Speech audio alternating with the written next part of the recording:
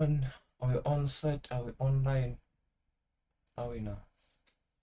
I don't know. Could you be loved? The daily dose of internet.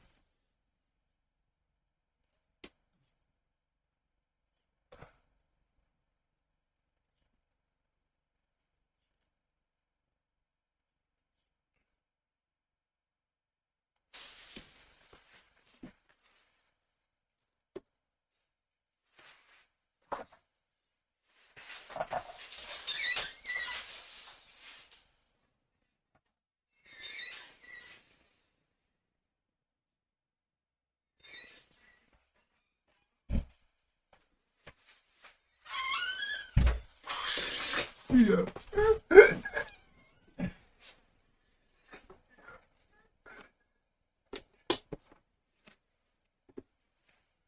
Không cảnh cao rằng lấy tí ý chí.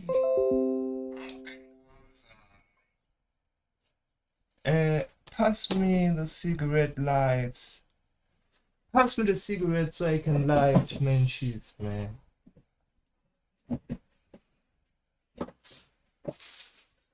Pass me that cigarette light before it gets ugly. Did I say this one?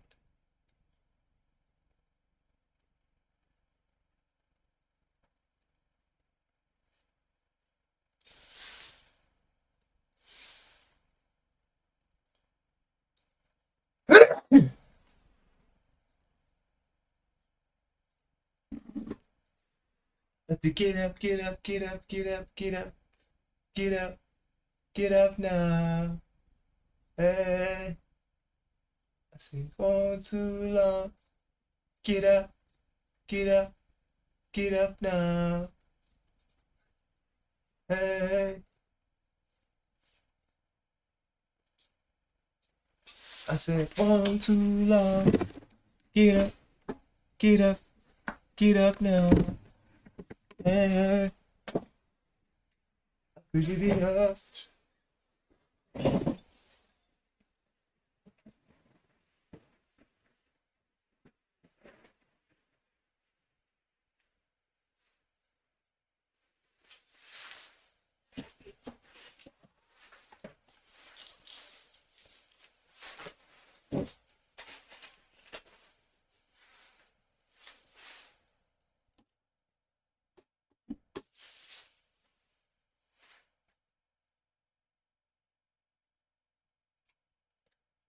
Say something. Hello everyone, this is your daily dose of internet. Can't, I don't think my wheel's on properly. Every time I turn it like jolts.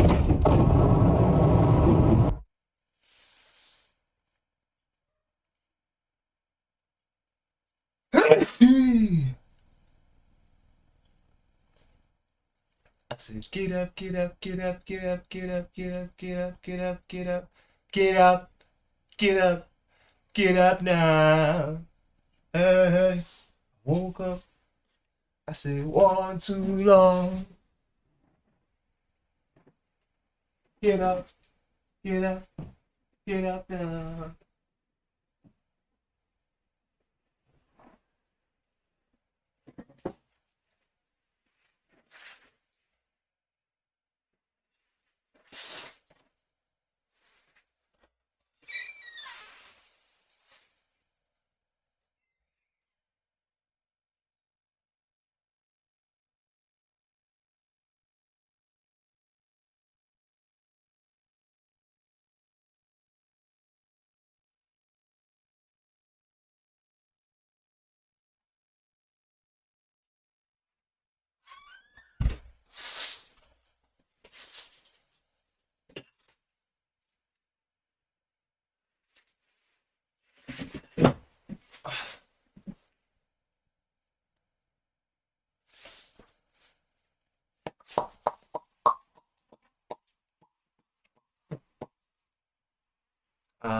Rezabiano.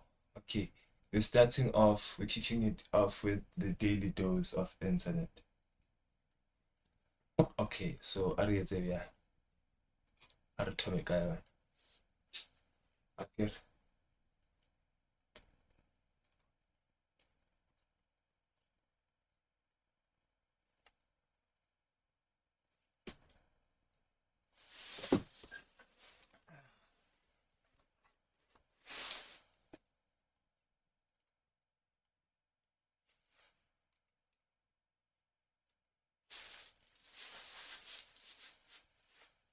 Hello everyone, this is your daily dose of internet. Can't. I don't think my wheel's on properly. Every time I turn, it like jolts.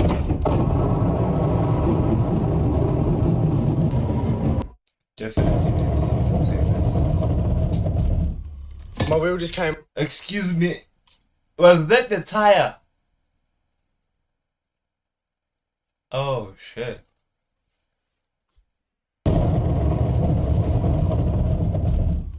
My wheel just came off, bro.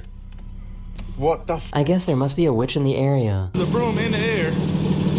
There's nothing. Yo, buddy, you've been sneaking around. No power What's lines, going on? no nothing. Just one little broom What in you the air. been up to? How is that dog fight?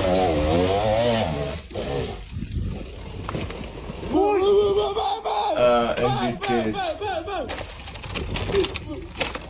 He almost paid with his life. And that's when you become a proud father. That's when you realize that you are in it for it. You could have done way much damage. But this is when you realize you are a good father. This is when you realize I might be bad for this.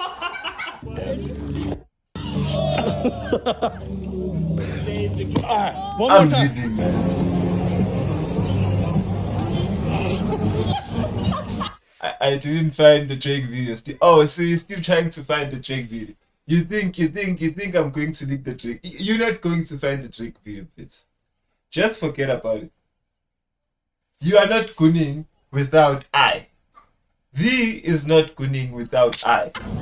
Do you hear me? I am here for you to help you out with that. Babe, look up, please. These divers found a 2,000-year-old Roman shipwreck off the coast of Sicily. The wreck was said to be carrying hundreds of ceramic amphoras, making it one of the biggest discoveries of the past decade. Chito, you missing? That's treasure right there. My guy. Hey. Oh, you know he's getting arrested, right? Oh well. Oh well.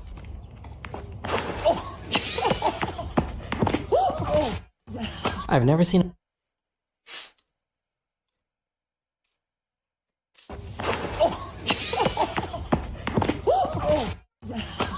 a group. Like, how do you lose your balance doing a split with two legs open? I-16, why should I go? Yes. Why should you be searching for such videos? Why should you search for such videos? They shouldn't even be thinking about such things. Okay? So, don't be trying to search yet things. I've never seen a on group the more internet. united. Now sometimes your clickets might get a little sticky and they're gonna be hard to take off.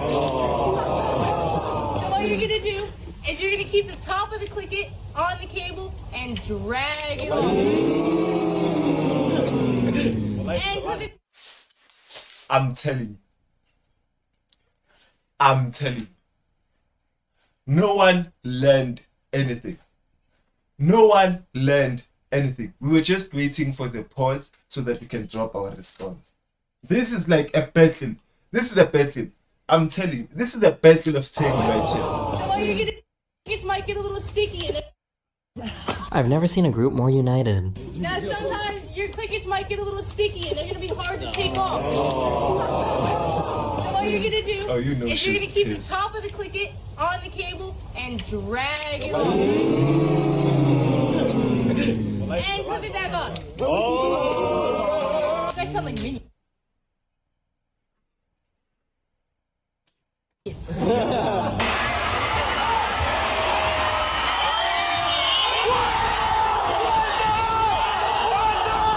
I guess these guys share a singular brain cell.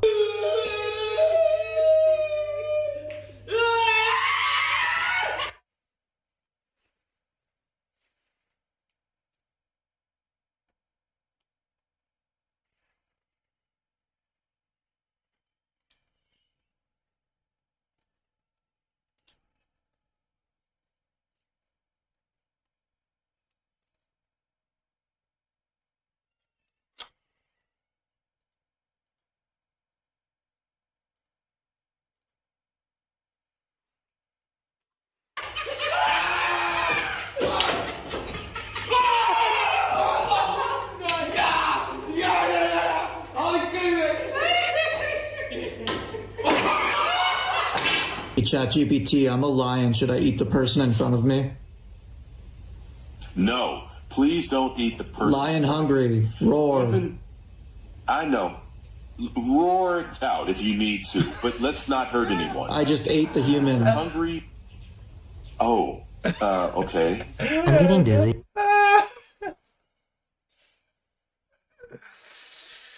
Oh my days. Oh shit. Sometimes you have to throw it out. Just by watching this.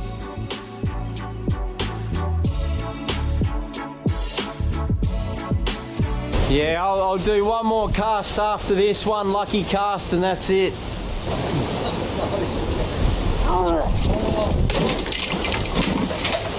And that was Did I that. not make that count? Getting their canoe into the water wasn't as easy as they thought it would be.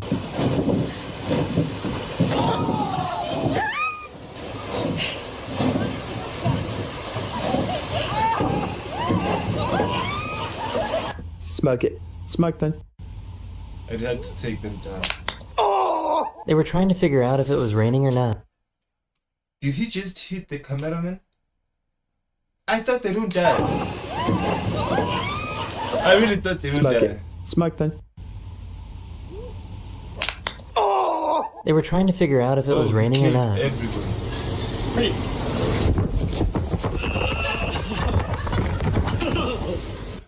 And the drive-through is closed. Yep, the drive-through is closed. Nobody is doing anything in that drive-through. No one. I refuse. I think it's raining. How are you feeling before Pilates, babe? Feel good. All right. About to light it up. You gonna light it up? Yeah. All There goes the How head. you feel, boo?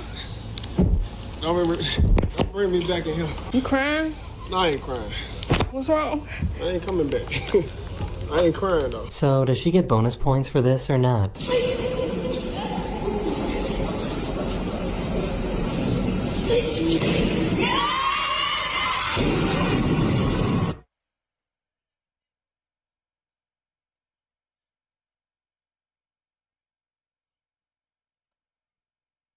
Ma'am, I think that's cheating. That has to be considered cheating. And how much does that thing weigh? I ain't picking that up. Ain't no way. I would tear muscles that are untearable. If I had picked that up, I would die. You know, there's no way I'm lifting this. No way. This ain't happening. Me, never. I'm not doing dead weights or deadlifting. No, I don't know what they call this. But Jesus Christ, I'm not watching that clip again. That's a clip I'm never watching other again. people would think are impossible. I'm about to juggle this glass jar. He thought was smart. He really believed he was the greatest man ever. He thought that was going to work. This guy has a great technique for rolling up his hose pipe.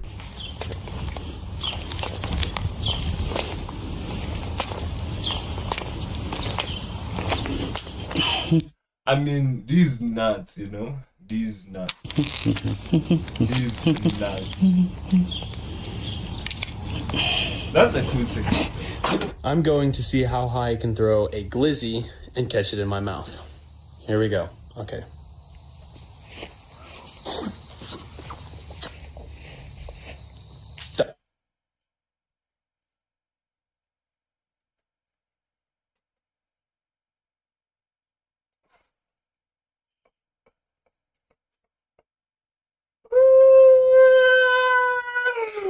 Bro, ain't no way. Never. Brother, what? What is this? What am I watching? I'm going to see how high I can throw a glizzy and catch it in my mouth. Here we go. Okay.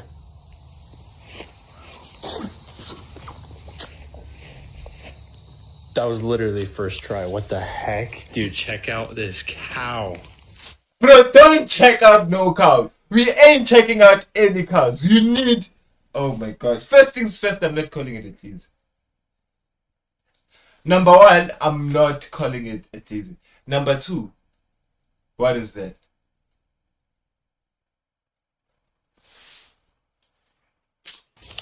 I think he saw it, bro. So, are these guys modern day gladiators?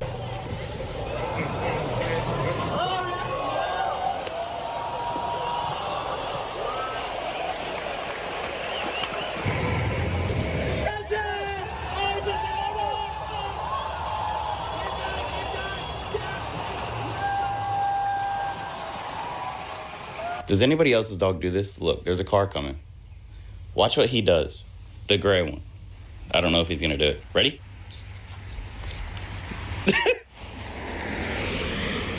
This gas station was offering discounts to customers if they perform their best dance moves.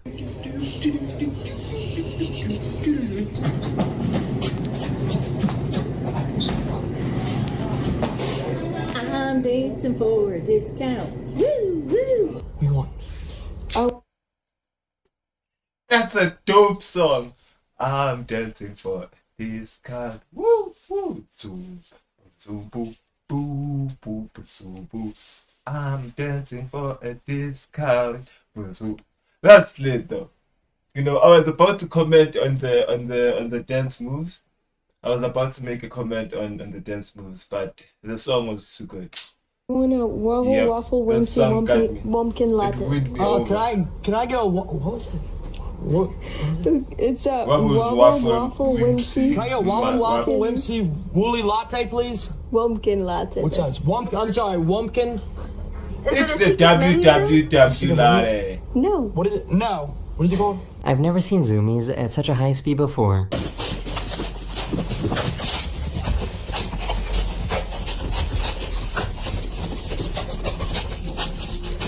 Look, I got a package for you. I mean, that's your boy Sonic, right?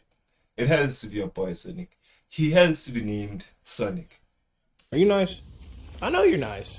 There's no way. I'm gonna take this photo. I'm gonna walk to the front door. Look, sniff me, sniff me. Yep. How you doing? How you doing? Oh, don't bite me now. Don't bite me now. It's okay. Don't take the package either. Wait, buddy. Wait, hold up. No, don't take the package. Let go. Okay, I'm gonna let go. All right, there you go. Every year in Chicago, they launch thousands of rubber ducks into the river to raise money for the Special Olympics. People can enter for $10, and the first duck that gets to the finish line wins a truck. Since 2005, it has raised almost $5 million for the Olympics.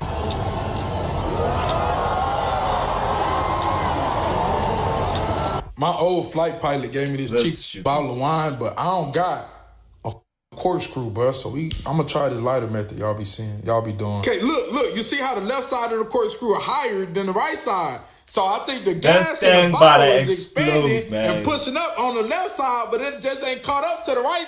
Maybe I need to light the cork on fire. Why I think does that might he be have the me issue. here with This is plastic. It was melting in plastic. Life goes in it like butter. It's melted into the. I hate you.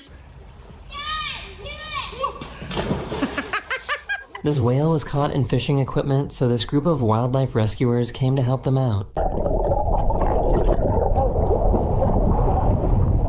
Spread the line.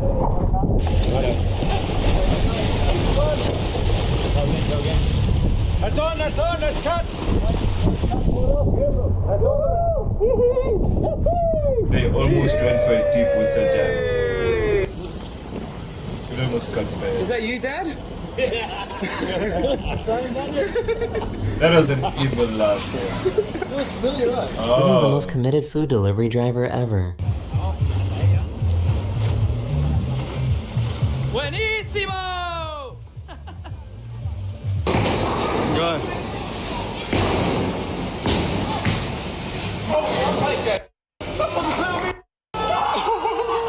Wait, no. Wait, what? I got this.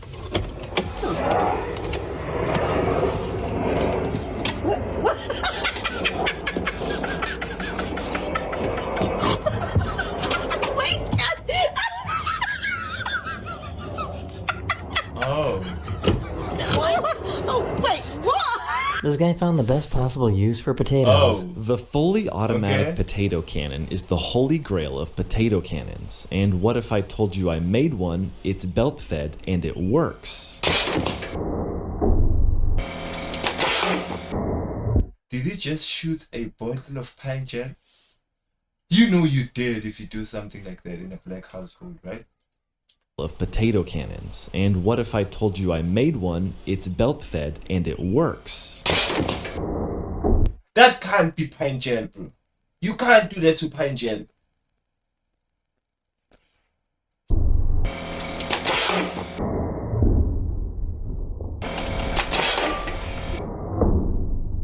Does your pocket frog come swim back too? Yeah, I don't think so. Well, that's certainly one way to fix a car.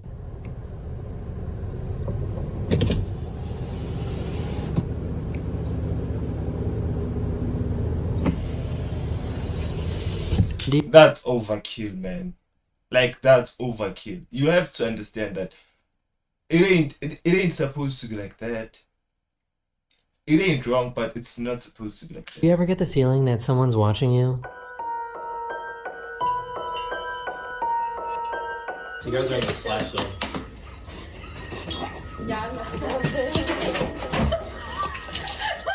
The stand-up comedian only had one person show up to their show. How you doing, Reggie? You hanging in there? That is the rough part of a solo show. There is no exit for you. Hey, I appreciate it. Not bit up answer text. This is the longest elevator ride of my life. You ever in an elevator with somebody, it's just you and him, you like, yo, man. That's how I feel right now, man. Worst of all, I'm streaming with 0 views. Okay, I'm a 0 view streamer, so I understand this bitch. I understand this bitch.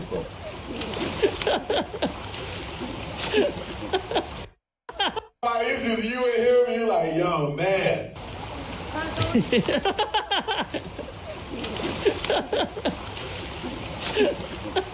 I mean, just go ahead and sit down. Just go ahead and swim after that. You know, there's no use to anything. There's no use to life after this. Just go ahead and enjoy the river and. Is this what the villagers from come back Minecraft are smelling based like a on? swamp, man. Shit. They were enjoying a day by the river when they had an unexpected arrival. She's about to lose a leg.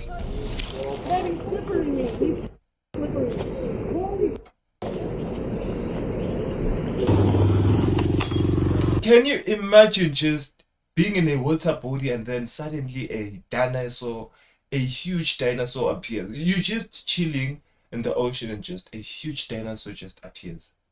A snapping sea turtle.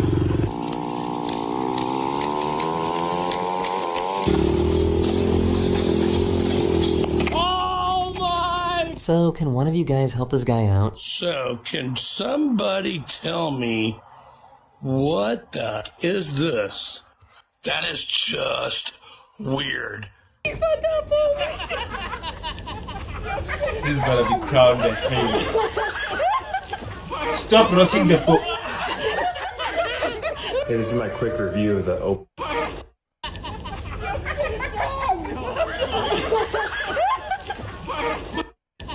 It's just weird. So it's already sinking.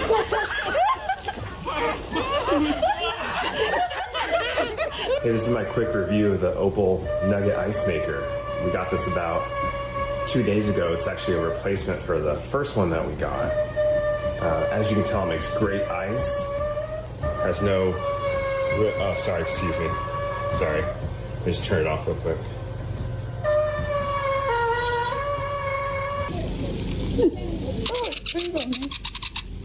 Did it? Yeah. Oh, that's gonna be good luck.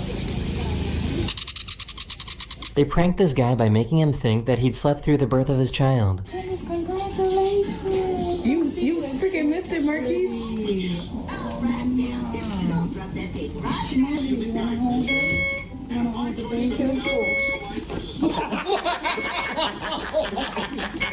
He needs to work on his aim.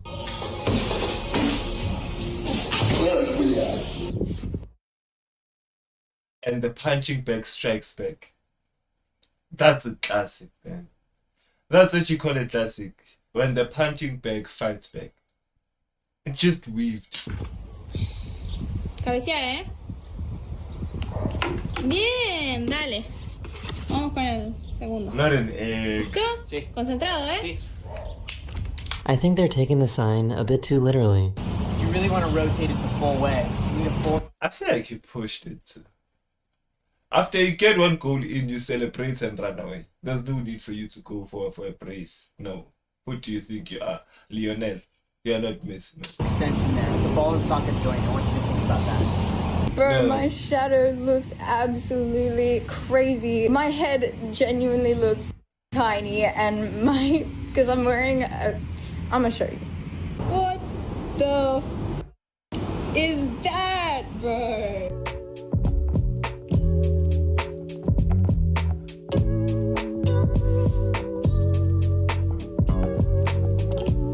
I guess this That's insane, bro. I never thought I would see a shot like that in my life.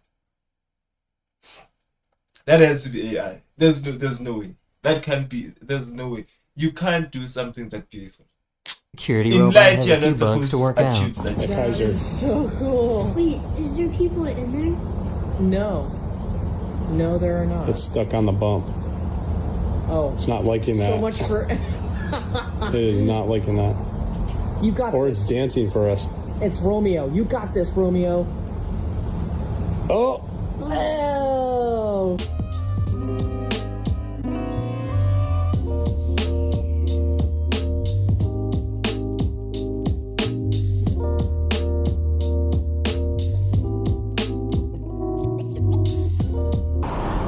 Make it.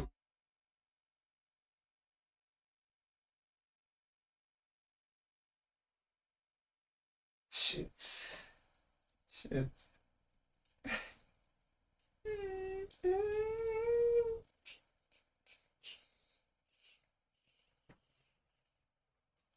It rain, baby.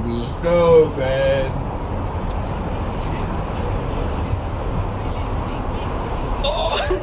This was the winning surf at the Dog Surfing World Championship.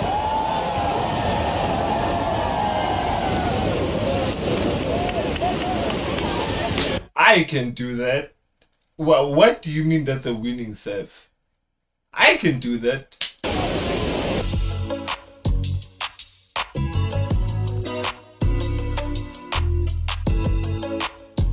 Who knew that manta rays could be so gentle?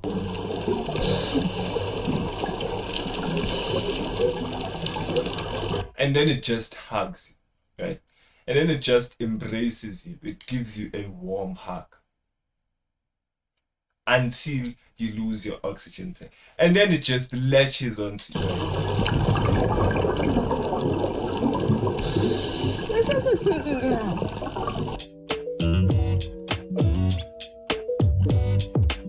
You better make it, sir. I'm not to what you for now.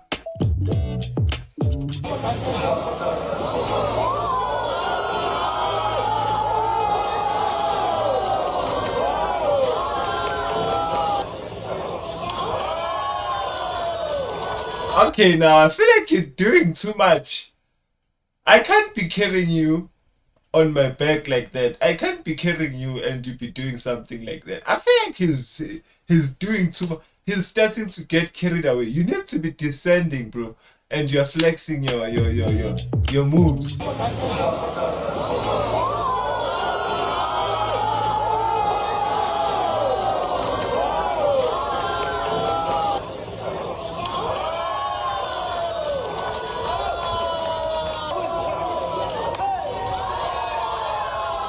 She captured the exact moment. This is what we do when you carry the whole team and we start going emote. You carry us, and then we go emote.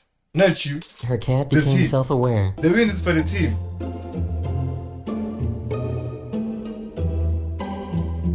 If you want to see a more unfiltered version of this channel, then check out my members-only videos. Shout out. Shout out to D Green, man.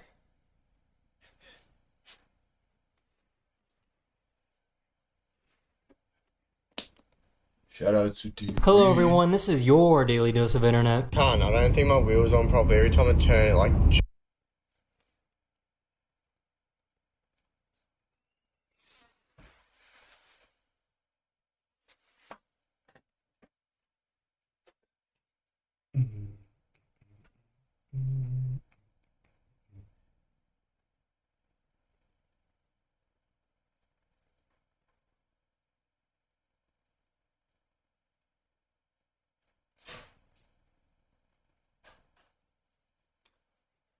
Okay, alright.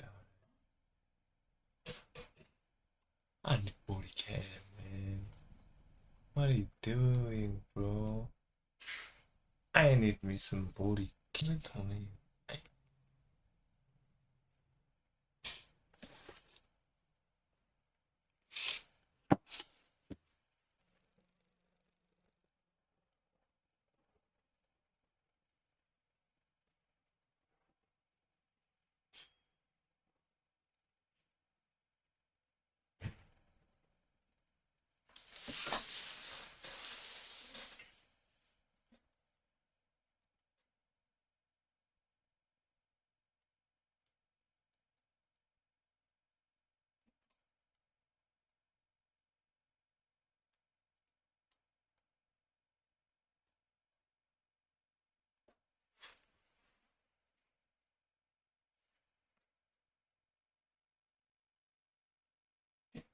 That's a buffalo soldier. Clouds of the Caribbean. See you with the buffalo soldier.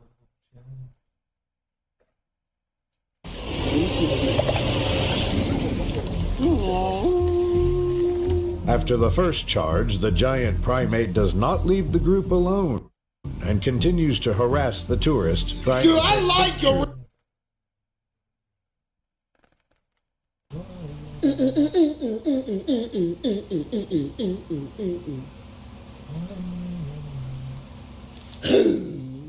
Like, bruh! Yeah, you know, yeah, you're right. It literally is granny music. What did they just walk into? Like,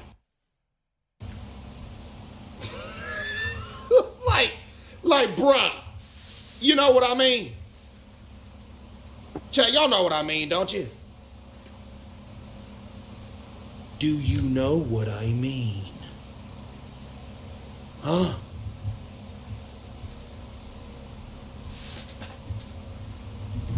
Speaking of chilling scares.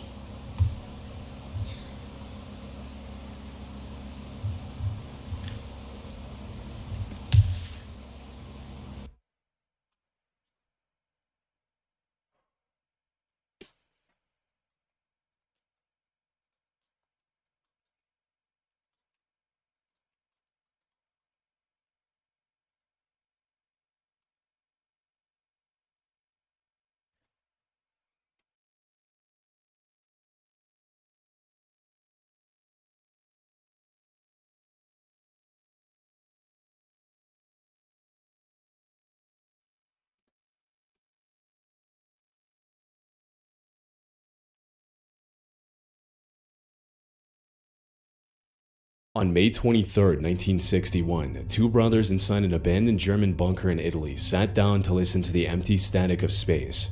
Over the years, they had pulled all kinds of strange sounds from that static. But what came through their headphones on this particular night had the potential to change the entire history of space exploration. What they heard was the voice of a woman speaking in Russian. On May 23, 1961, two brothers inside an abandoned German bunker in Italy sat down to listen to the empty static of space. Over the years, they had pulled all kinds of strange sounds from that static. But what came through their headphones on this particular night had the potential to change the entire history of space exploration. What they heard was the voice of a woman speaking in Russian.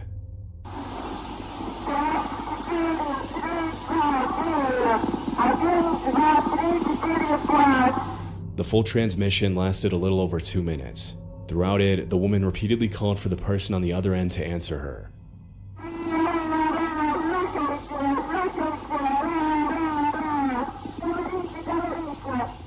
As the transmission continued, she began mentioning her breathing and oxygen.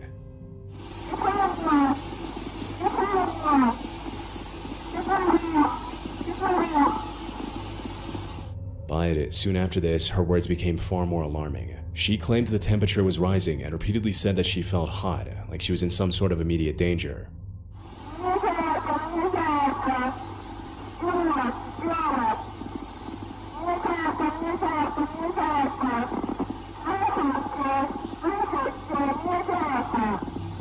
Then again near the end of the recording, she said she could see a flame and asked whoever was on the other end whether she was going to crash.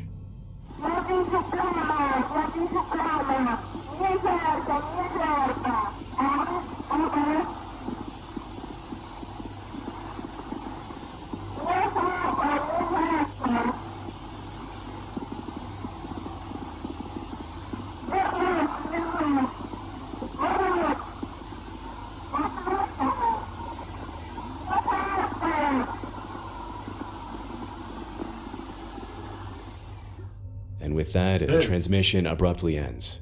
The two men listening were Achille and Gian Battista, amateur radio operators who had built a tracking station using military surplus equipment, chicken wire, old pipes, and dishware. But despite its homemade construction, the brothers were far from inexperienced. Over the years, they had successfully tracked signals from the first artificial satellite, the first US satellite, and even the heartbeat of the first dog sent into orbit.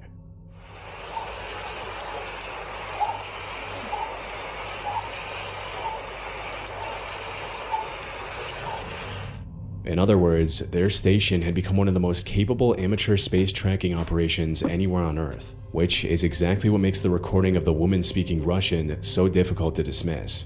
The voice had appeared on a frequency the brothers associated with Soviet spacecraft. However, unlike the beeps and telemetry they normally intercepted, this was unmistakably a human being who appeared to be in serious trouble. From the translated words, the brothers claimed they were hearing a Soviet cosmonaut trying to contact ground control as a fire spread throughout her spacecraft and she began burning during the descent back to Earth. And they believed they had intercepted a transmission the Soviet Union never intended the rest of the world to hear. But as soon as they made the recording public, that explanation ran into several major problems.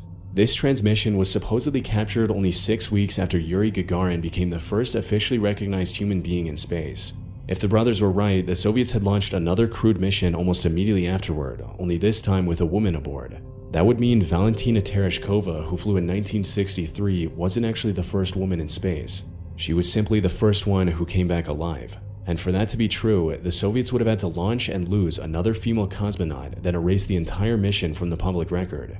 So, to many people, this story was simply too unrealistic, and they chose to believe in a much simpler explanation, that the Italian brothers had made up the entire thing. Their earlier recordings had already brought them considerable attention, and critics believe this mysterious woman was merely an attempt to keep... Let me get some more. Let me get something to drink.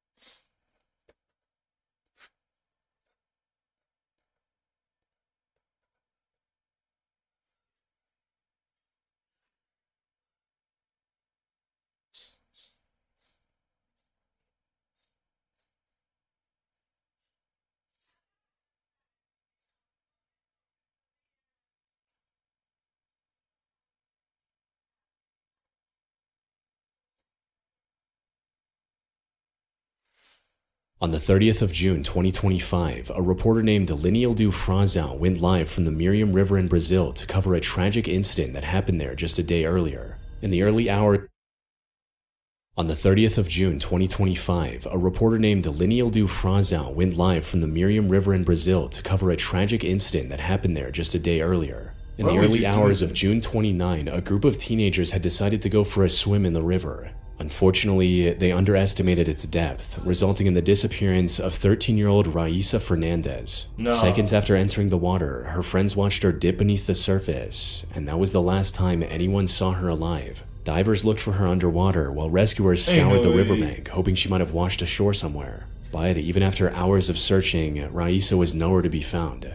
Lineal Do intended to use this broadcast as an opportunity to educate viewers on the dangers of river currents and general river safety, not knowing that he was about to solve the mystery of Raisa's disappearance on live TV. He took off his shoes and started slowly walking into the river while talking about the sudden increase in depth and how dangerous it can be for inexperienced swimmers. Quanto mais você desce, mais fundo fica. Ó, aqui, ó. Até que aqui é de boa, mas só que é uma descida. Aqui onde ela se afogou, gente, é uma descida. Oh my god, I've never been scared of a shadow like this. It got me. I don't wanna lie. I thought his shadow was something. I'm already paranoid. Você vê aqui, ó, onde o tanto que eu passei aqui, daqui dá mais ou menos uns 2,5 metros. Ó, e quanto mais você anda, ó a diferença aqui já onde eu estou agora, ó. Então, pessoal, e ainda tem a correnteza. Aqui já, olha, ó, um passinho para frente, a água já está praticamente me cobrindo. Então, o risco aqui é muito grande, é muito grande. However, nothing could have prepared him for what he was about to encounter just seconds later. Ó a fundura aqui, ó. Ui.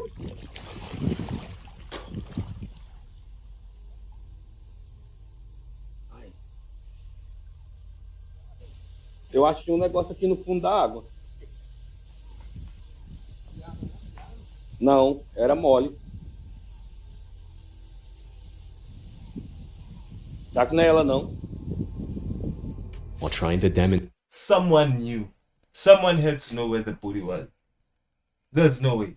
Someone had to the river's deceptive drop-off, Lineal Do accidentally stepped on something lying on the riverbed.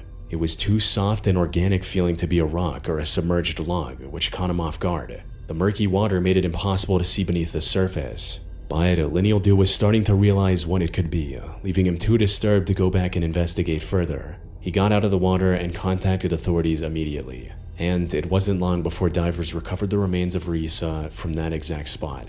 Later autopsy report confirmed that there was no foul play involved. What happened to her was nothing more than a tragic accident. Oh my god, she just drowned?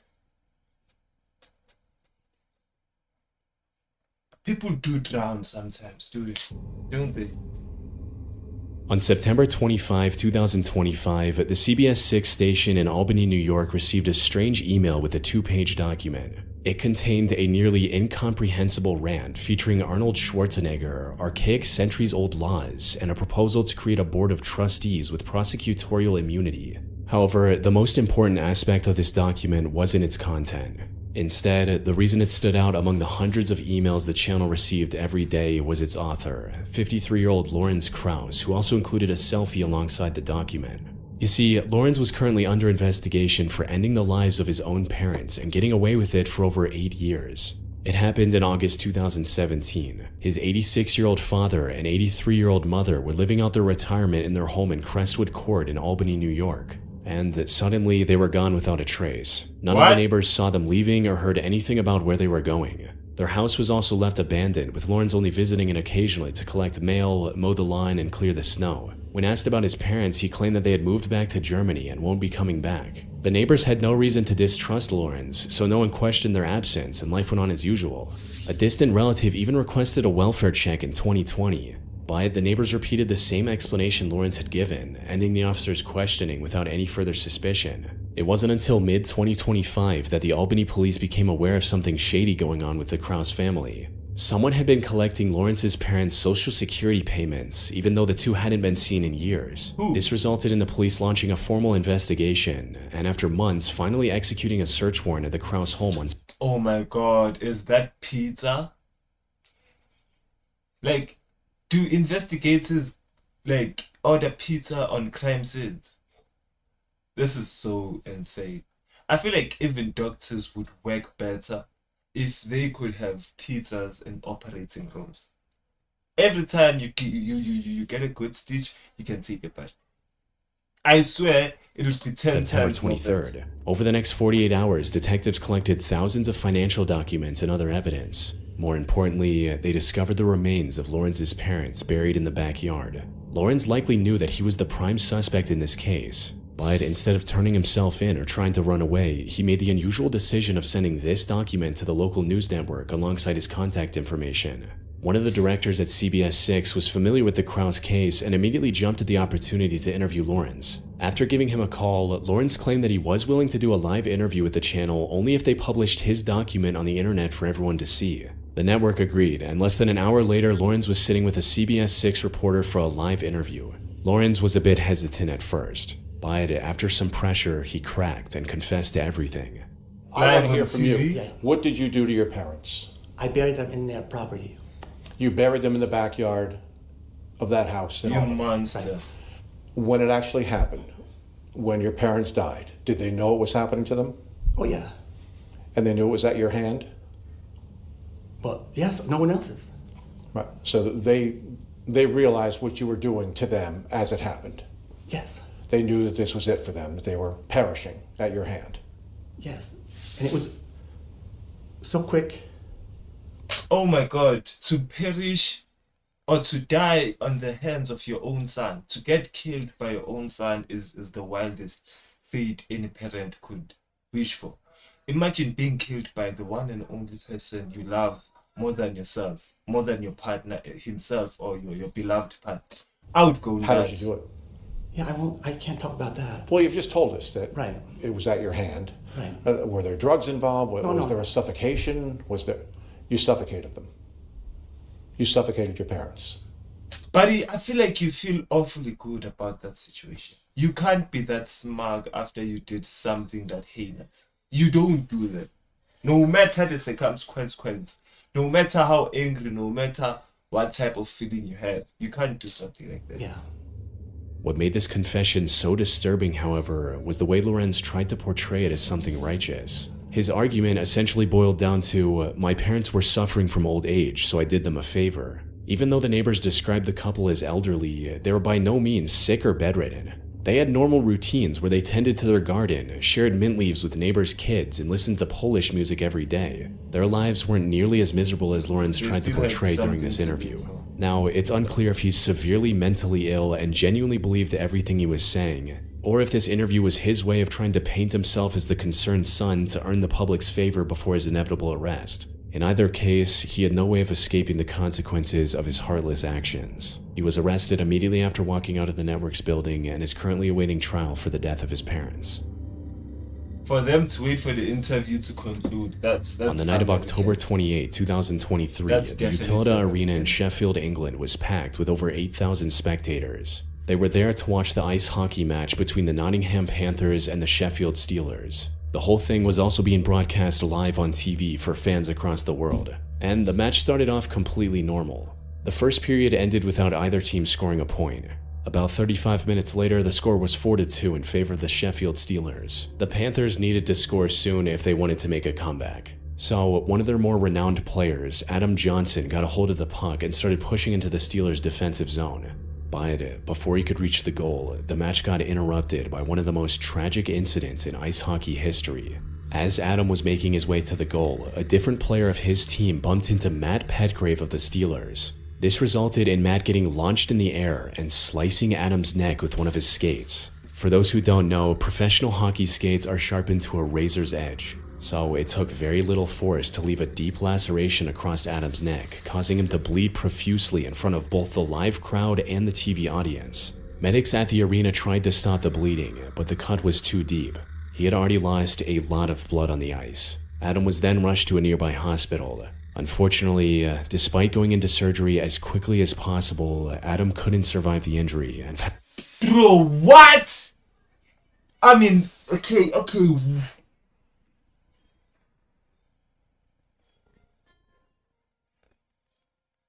my God.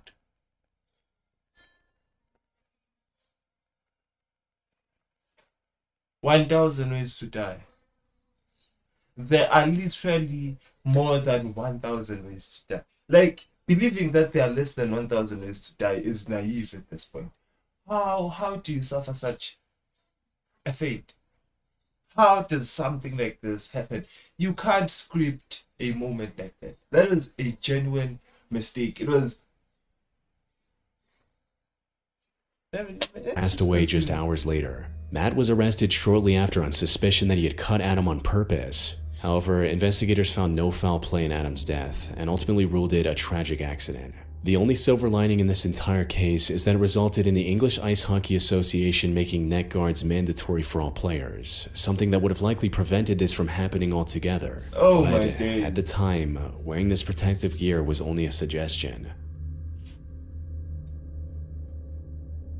On the evening of September 2, 2011, TVN, one of the biggest networks in Chile, was airing the latest episode of a show called Calle 7. It was a live game show where teams competed in various challenges to make their way to the top, and this weekend's episode was supposed to be no different. But things took a disturbing turn about halfway through the episode when the show's host interrupted the competitors seemingly out of nowhere and told them to stop. Quiero que paren la competencia. Quiero que paren la competencia, por favor. Nos acaba de llegar una información muy difícil de entregar. No habíamos querido decir nada antes de chequear bien lo que estaba sucediendo porque compromete a personajes del canal, a personas muy queridas, a un equipo del canal, entre ellos Felipe Camiroaga y Roberto Bruce, que también estaba en aquel vuelo a la isla de Juan Fernández, según tengo entendido. Es información que nos está llegando en este momento. El Ministerio de Defensa informó esta tarde el presidente de la República que un equipo de TVN iba al borde de una nave de la Fuerza Aérea de Chile que capotó en el archipiélago de Juan Fernández. However, the reason for this interruption had nothing to do with the show itself. The host was talking about the C-212 Chilean Air Force plane that departed from the Arturo Merino Benitez International Airport earlier that day at around 2 p.m. It was headed for the Robinson Crusoe Airport, located hundreds of miles off the coast of Chile. Aboard was a full TV crew from the network, including the two renowned presenters, Felipe Camiroaga and Roberto Bruce. They were visiting Robinson Crusoe Island to report on the reconstruction after the 2010 earthquake. The flight started without a hitch. Unfortunately, as they were approaching the runway, the wind became extremely strong, making it impossible to land. The pilot tried to land a couple of times, circling in the air after each attempt. However, on the third attempt, witnesses saw the plane lose altitude much faster than expected and crash into the ocean just a mile from the island. By the time rescuers reached the crash site, it was already too late.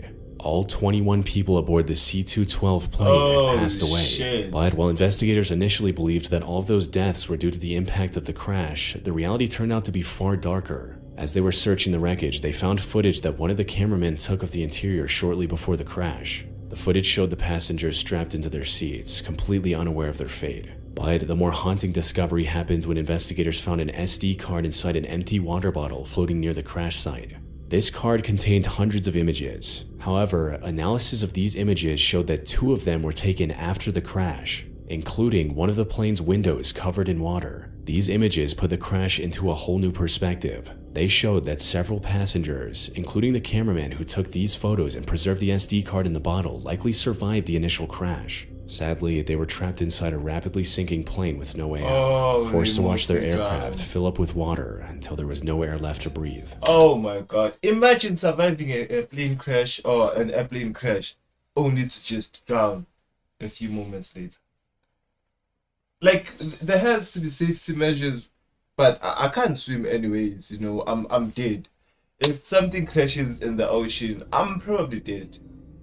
Niagara Falls is widely regarded as one of the world's most breathtaking natural wonders. However, while the surface is undeniably beautiful, the depths beneath the falls hide the disturbing history of many who lost their lives to the currents. One such incident was captured live on TV on May 30, 1985, when reporter Fr3ddy was hosting a section about real estate in front of the falls. Suddenly, in the background, the camera captured a man caught in the current behind Phil. The water carried him to the edge of the falls before throwing him over the 170-foot drop. And while a lucky few have survived the fall from the Niagara Falls, he wasn't one of them. He dove. That man dove. That man, for what not reason he dove. You can't convince me that he didn't do that intentionally. In 1985, when reporter Fr3ddy was hosting a section about real estate in front of the falls, suddenly, in the background, the camera captured a man. That was a clear dive. He dove into the Niagara Falls. He died. Caught in the current behind Phil. The rushing water carried him to the edge of the falls before throwing him over the 170-foot drop. And while a lucky few have survived the fall from the Niagara Falls, he wasn't one of them. The treacherous terrain under the falls also made it difficult to retrieve his remains. Once recovered, investigators identified the man as 56-year-old Robert Arens and concluded that the act was deliberate. However, Robert was only one of the 5,000 bodies that have been recovered from the foot of the falls in the last 175 years. Many of these 5,000 deaths were intentional, but there were a lot that weren't. And unfortunately, surviving a fall from Niagara Falls is near impossible. Why is that even a tourist site? What do you want to see in the Mariana Trench? Like, what is it that you can't see on your cell phone? What is it that you can't see through pictures? Like, when we see such places on the phone, are we stupid? We know we can't afford going to Niagara Falls, but you don't do that. The cold water makes it extremely difficult to breathe, making it even more challenging to swim to the surface. The water near the edge can also move at over 60 miles per hour, adding another layer of difficulty to an already impossible challenge. But the jagged rocks at the base of the falls is what marks the end for most people. Shit. On the 23rd of August 2010 at around 10 a.m., 21 tourists from Hong Kong returned to their tour bus after visiting the historic Fort Santiago in Manila, Philippines. They were also accompanied by 3 Filipino tour guides, and the trip had been going fantastic so far. But just as they were about to set out to the next location, they got interrupted by a middle-aged man in a police uniform. He was openly carrying multiple firearms, and his demeanor made it clear he wasn't afraid to use them either, something that became even more apparent as time went on. For now, things started off fairly calm, with him asking the driver for a ride to the next station. The bus driver tried to reject the request respectfully, explaining that he couldn't let him on because it was a private vehicle, not a public bus. However, the man wasn't having any of it. As soon as the bus driver rejected his request, he equipped one of his firearms and claimed that he was taking the bus hostage. This was 55-year-old Rolando Mendoza, a police officer with nearly 30 years of service. But he Bro, how does Mendoza get a mention after all that? How is it that the name being mentioned is Mendoza? It has to be Mendoza. It had to be Incaragats. It couldn't be anyone else. Recently been fired over drug charges that Rolando claimed were untrue. Getting fired left him with no pension after 3 decades of hard work. And while he tried to fight for his job through official means, his superiors wouldn't listen. In an act of desperation and defiance, Rolando took this bus full of tourists hostage and presented a single demand. He wanted his job back. The situation so far looked fairly manageable, with 2 of his former colleagues establishing communications without any pushback. They were even able to convince him to release a few of the hostages. Granting his relatively simple demand would have been easy, but what followed was one of the biggest hostage disasters in the country's history, all because those in charge couldn't agree on the next move. Give a man his job back! Okay, at least give him a promise. Make him a fake promise. You can't tell me that we can't lie in a hostage situation. There's no law that says it's illegal to lie on a hostage situation. I can agree to anything if it means getting someone out. I would agree to calling the President of America himself during a hostage situation. I would make that promise to buy some time. There's nothing I wouldn't do to lie on a hostage situation. If it prompts me to lie, disasters in the country's history, all because those in charge couldn't agree on the next move.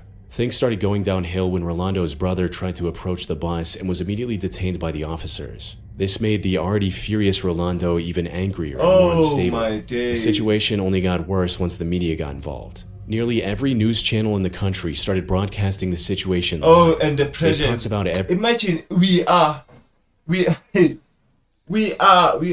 13 minutes. Not even 13 minutes. This is hours into the hostage situation. And you're telling me that we haven't found this man a single job. A hardworking Chinese citizen. He just wants a job for his kid. Everything, including the plans officials were making outside. What they didn't know, however, was that the bus had a working TV and Rolando was watching and listening in on everything. This could have helped him formulate a plan and get what he wanted without hurting anyone. Unfortunately, the lackluster response from the officials made a peaceful resolution near impossible. His anger reached a boiling point when he saw how his brother was being treated by the police on live TV. This resulted in Rolando getting blinded by rage and opening fire on the hostages. Around the same time, the bus driver managed to free himself from the handcuffs Rolando put him in and escape through the driver's side door. Unfortunately, while he was able to remain unharmed, other hostages weren't as lucky, since, according to the bus driver, Nah. You gotta go to church after that. You have to be devoted to every religion after surviving an ordeal like that. This calls for you to submit to religion. You have to believe in moments like this. They were all dead, leaving Rolando alone in the bus. This revelation gave authorities the go-ahead to surround the bus and try to break in without any more casualties. But Rolando wasn't willing to go down without a fight. As soon as they tried to enter through the emergency exit, Rolando opened fire, hitting one officer on his bulletproof helmet and barely missing the others. So the officers thought of a different strategy. They flooded the back of the bus with tear gas, forcing him to the front, right into the crosshairs of a sniper. Finally, of course, throw tear gas in a place where there are already innocent citizens who might be already choking. Finish them all. We are not even thinking if there are any survivors. Just flood the bus with tear gas. Ending the hostage crisis. It wasn't until after his death that police realized the bus driver had misunderstood the situation and that 9 of the hostages were still alive. The massive loss of innocent lives broadcast live for the world to see, coupled with officials making wrong decisions at every turn, drew intense global scrutiny, marking this as one of the worst and most tragic incidents in Filipino history. Bro, there's no way. There's no way. Hong Kong, China hostage situation.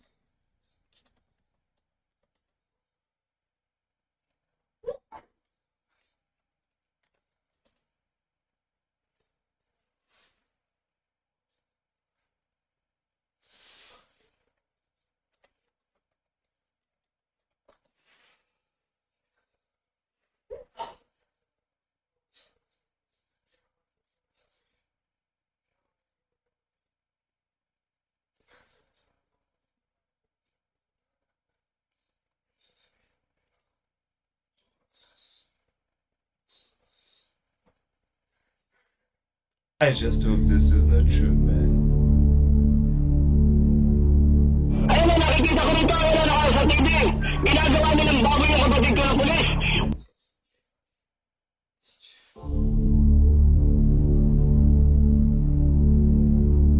Ayun na, nakikita ko rito, ayun na, sa TV. Ginagawa nilang baboy yung kapatid ko. Wait. Nah.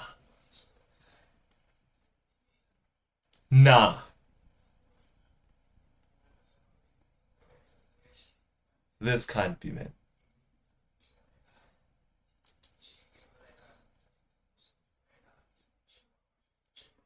I refuse to accept such a fate. Wala namang kinalaman yan.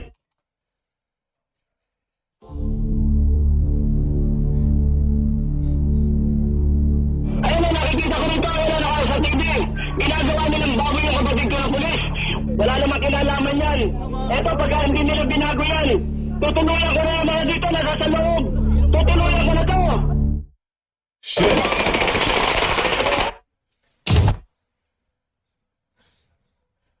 No ways. No ways it actually happened like that. No way. I'm refusing to believe such a fate actually happened. I'm starting to believe the internet might be fake.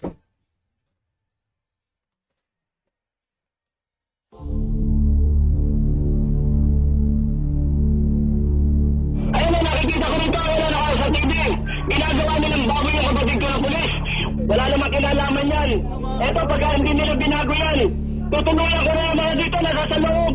Tutuluyan ko na to.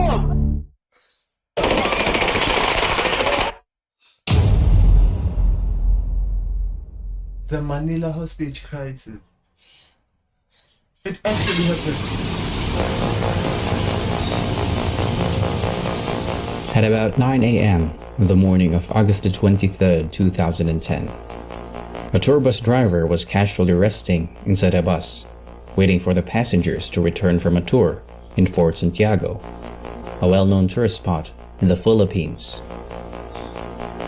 As tourists boarded the bus, a man in a police uniform armed with an M16 and a handgun boarded along with the passengers. The man asked for a free ride. This alarmed the driver, Alberto Lubang, and politely declined the man's request. But it was too late. Without warning, the armed man ordered the passengers to follow his instructions and declared them his hostages. You know it's real when you're in a hostage situation, right? Aboard the bus are 20 tourists from Hong Kong, 3 Filipino tour guides, the driver, and the hostage taker, 55-year-old Rolando Mendoza. Mendoza was a former policeman who was fired from service because of an alleged drug violation, stripping him off from all the benefits of retirement, which is only a year away. He was known to be diligent, was respected in the police force, and was once commended as one of the best policemen in the Philippines. Following the announcement, Mendoza then instructed the passengers to close all the curtains and told the driver to head to Rizal Park, a famous historical site in the Philippines. At about 10 a.m., the bus arrived and parked in front of Carino Grandstand, one of the main attractions in the area. Mendoza then handcuffed the driver, making sure he will not escape. As word goes out, police quickly arrived to the scene, and the incident instantly caught massive media attention worldwide. Monday, These are the catalysts for the horror that's about to unfold.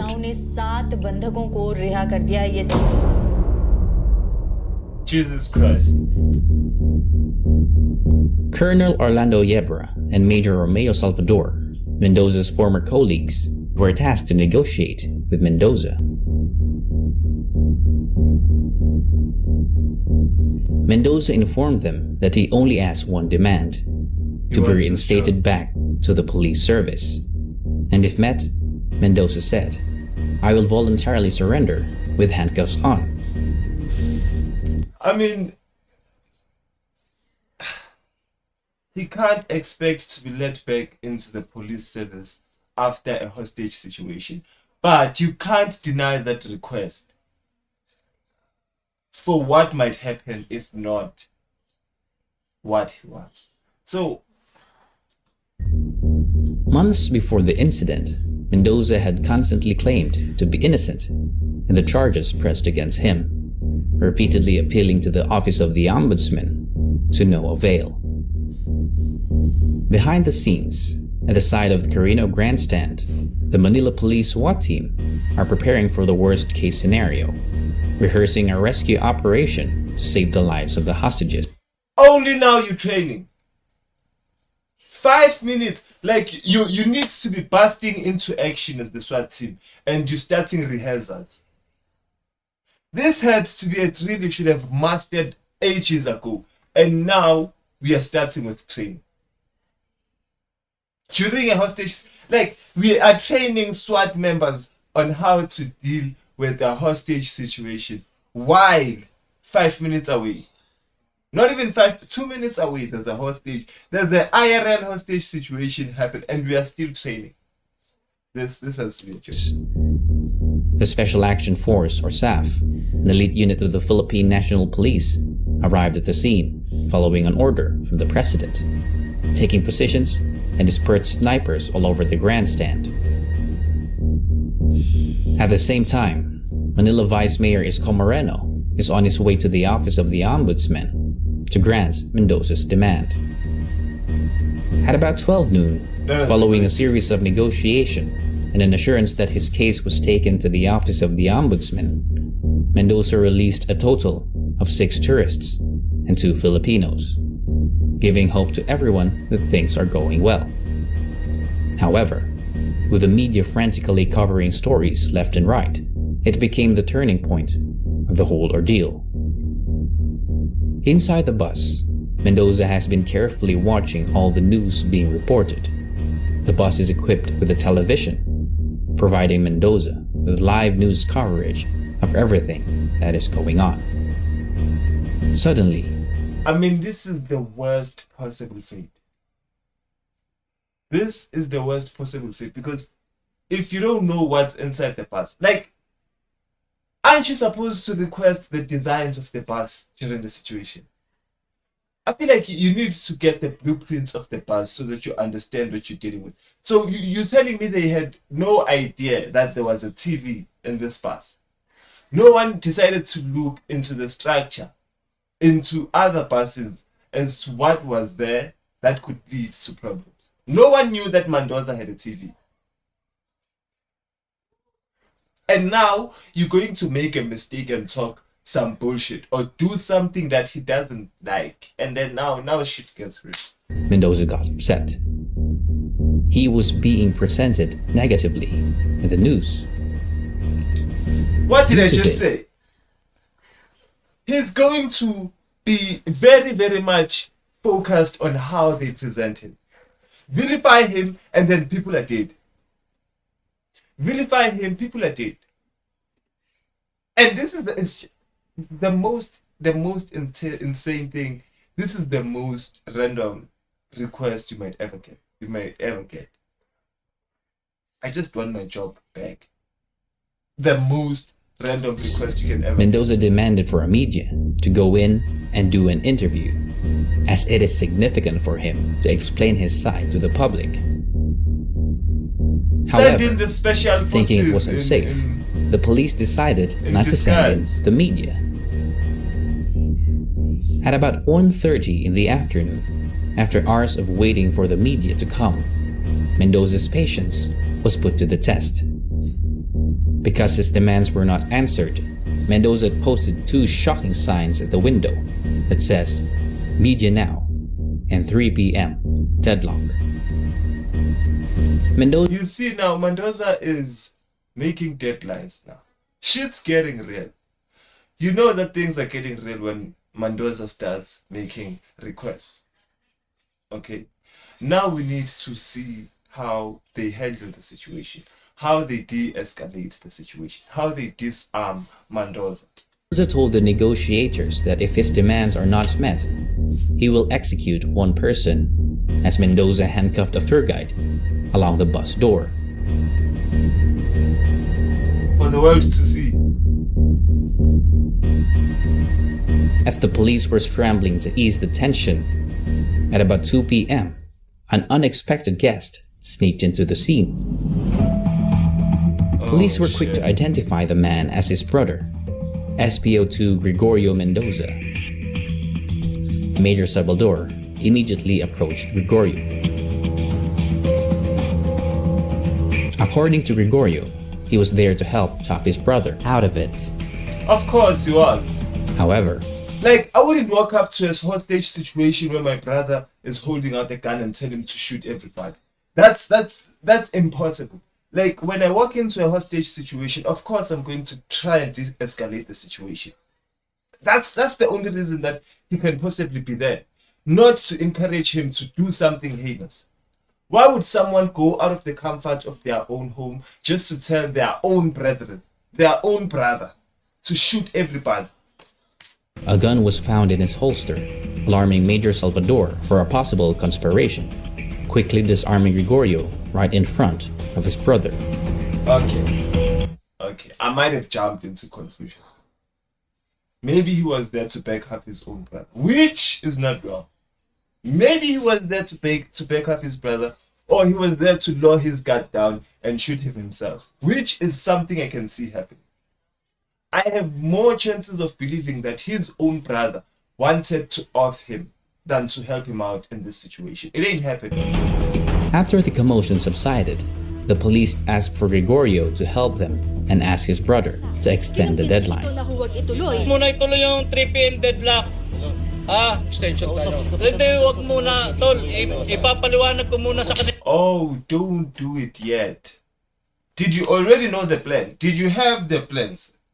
Were you part of the plan? Did you concoct Sila this? yung sama ng loob natin pareho. Una sa kanila yung extension tayo. Hindi, wag muna, tol. Ipapaliwanag ko muna sa kanila yung sama ng loob natin pareho. Okay, now I understand why they arrested him. This man just, what do they say? He just confessed to being an accomplice to this hostage situation. He was involved in planning. He already knows the memo without talking to his brother, unless his brother just communicated that all through the phone, which I find hard to believe with all the noise happening. Like, you can't hear a thing with all that media around. You know the media is noisy. Moments after, at the office of the ombudsman, Vice Mayor Isko Moreno calls Mendoza and informed him that his case is already taking progress.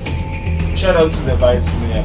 Unexpectedly, at about 6 p.m., a radio station was able to contact Mendoza and did a live interview. Captain Rolando Mendoza, magandang gabi ho sa inyo. Magandang gabi po. Si Michael Rocas po ito ng RMN. Ano po ang plano ninyo? Kung pabor o hindi sa inyo, yung pong desisyon o yung debate ninyo, ano pong gagawin ninyo? Ano plano ko ninyo? Imposible hindi maging pabor sa akin ang desisyon kasi sa lahat. I mean, the radio station could have called Mendoza and offered him a job. You could have called him and offered him a job. You could have said, hey, Mendoza, come and work for us. Forget about your retirement fund in the police services. That ain't nothing, buddy. We're going to pay you 1 million rands if you just get out of that trap. Do you understand what I'm saying? Like, they had a chance to de-escalate the situation. And the thing you ask Mendoza is if he's going to pull through with what he's threatening if his orders doesn't get up. Of course, he's going to give you the full brunt answer. It's going to happen anyways. So try to offer the man. What happens to lying? Is it wrong to lie? Let me run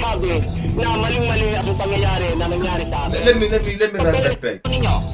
Sa inyo, yung pong desisyon o yung debate ninyo, ano pong gagawin ninyo? Ano plano ko ninyo? Imposible hindi maging pabor sa akin ang desisyon kasi sa lahat ng papel, ay sinasabi na maling-mali ang pangyayari na nangyari sa akin. At the same time, the decision of the ombudsman arrived at the scene.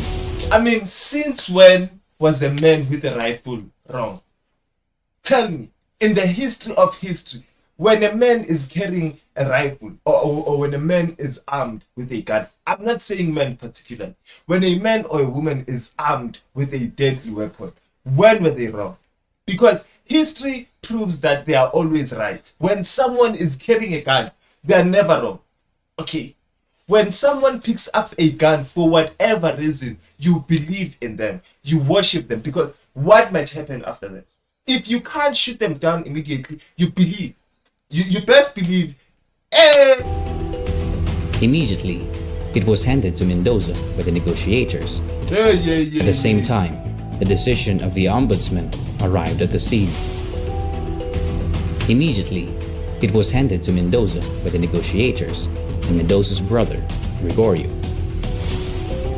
Unfortunately, Mendoza did not like what the letter says. Kapitan, pwede po ba nating basahin sa ere yung pong nilalaman ng pong sulat sa inyo ng ombudsman? Yes sir, Captain Mendoza. As per our conversation this afternoon, I hereby confirm that I shall personally review in your case. I hope that you will take my word. For that, I thank you for understanding my position as I completely understand yours. I mean, it's been hours, okay? In an hour, I've thought and done more stupid things. Like, do you understand the amount of decisions we make in an hour as human beings these days? Like, when you wake up early in the morning, you have to decide whether you need to pick up your phone or not. You need to decide whether you need to do your bed or not. You need to make decisions on whether you have to brush your teeth or not. Whether you need to bath or to take a shower or not. Do you understand how many decisions you take in an hour just waking up? And then you tell me that with 10 hours of hostage situations, the ombudsman had like a day. They had a day to deal with this situation. Within that day, you're telling me that we couldn't think of a solution. We couldn't think of how to reinstate this man of his job. Basura itong sulat na to, hindi ito. Let me run that. What the letter says. Kapitan, pwede po ba nating basahin sa ere yung pong nilalaman ng pong sulat sa inyo ng ombudsman? Oh, yes sir, Captain Mendoza. As per our conversation this afternoon, I hereby confirm that I shall personally review in your case. I hope that you will take my word. For that, I thank you for understanding my position as I completely understand yours. I thank you for completely understanding my situation. Who wrote that? This is what we call being formal. This is where being formal becomes stupid. This is where formal letters become stupid. You don't say that. I hope you understand my position as much as you don't understand anything about Mendoza's situation. You have never held a bus with about 60 hostages. You have never held a bus with about 60 hostages kept in with an armed rifle on your head. With people, because people also might have made a decision that we need to fight this guy. Who knows? Someone might have decided, now, fuck Mendoza, I need to fight for my life. And then everybody else is dead now. Because one guy decided, you know what, I can strong arm Mendoza. Do you understand? Like, this is not even about one person making a decision. This is about a bus full of people making smart decisions the whole day, which is impossible to us. Especially, they are hungry, they are dehydrated, they haven't gotten anything since I've been watching. I haven't seen Mendoza being pampered with food. Like, in this kind of situation, you offer Mendoza sushi. You offer Mendoza such delicacies in such a way that he might think, you know what, there's more to live. You need to de-escalate the situation. You can't be rage baiting Mendoza and telling him, I understand how you feel. After 10 hours, I asked you for one thing, and after 10 hours, you tell me that I understand how you feel. I will reconsider it. Let me just think about it. I will tell you the answer in when will you tell me the answer? Ain't no way, man. Walang kwenta yung sulat na yan, yung binasa ko na yan, walang kwenta yan para sa akin. Ang mas gusto ko pa dyan, sinabi niya, dismiss ka talaga, mas maganda pa. Eh malamang may mangyayari masama dito sa loob ng bus. They should have taken that into account. They should have taken that into account. When you finish writing a letter, not even a letter, when you finish writing down a piece of work, you need to think, okay, what are the consequences for this? What are the circumstances that are going to unravel after we send this letter to Mendoza? Is Mendoza going to take this option? Of course not. No ways. Because if I go out, I'm just going to prison for the rest of my life. It's prison or my money in this situation. And they are clearly not willing to give Mendoza his money. Are they not? After Mendoza's outrage, the negotiators tried to calm him down, proposing a solution. Colonel Yebra told Mendoza that he will convince his boss to issue an order to suspend the implementation of the penalty. Surprisingly, Mendoza accepted the proposal. However, Colonel Yebra's superiors, Mayor Lim and Ground Commander General Magtibay, failed to reach an agreement to suspend the implementation. The said superiors, they failed to reach an agreement. They failed to reach an agreement that could have saved like a dozen people. What happened to lying? These people are corrupt people. They lie every day. They wake up in bed and they say, we lie. Okay, they don't say that, but that's what they do. They work against their own oaths. They vowed to protect and defend citizens. That's what you do. That's what you do when you wake up as a man in that position. I'm so then decided to discuss the matter at a restaurant nearby. Oh, I'm pissed. Back at the grandstand, the media were uncontrollably competing for the best live coverage, revealing critical information on air, including the existence and positions of the snipers.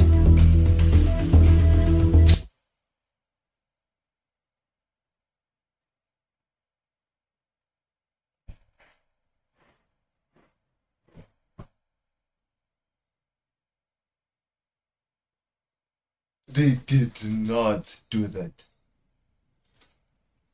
The media did not just do that during a hostage situation.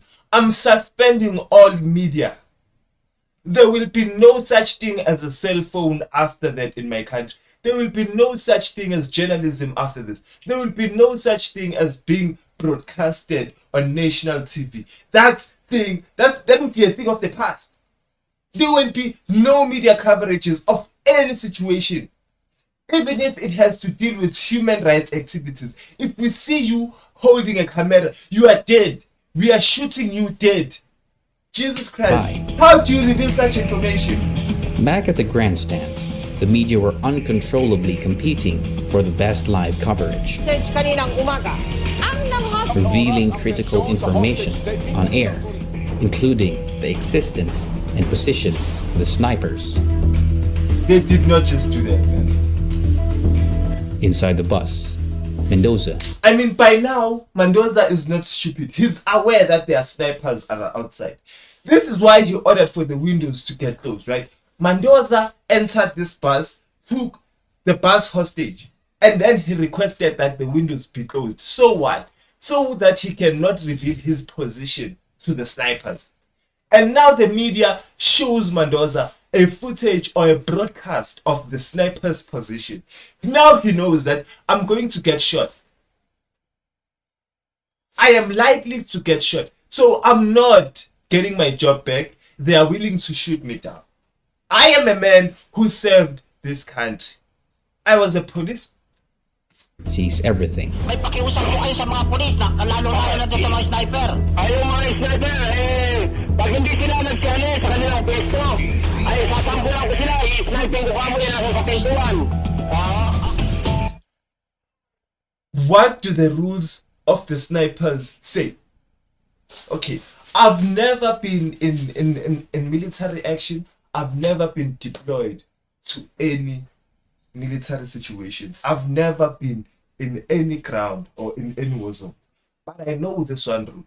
If a sniper's position is revealed, the sniper needs to leave. I mean, I know that's true. I definitely know that's true. If a sniper's position is revealed, the sniper needs to move or they need to leave. So when Mendoza is asking for the snipers to go, it's not because he just wants the snipers to, it's because he already knows the position of the snipers. He doesn't want to shoot down the snipers. This guy is an honest man.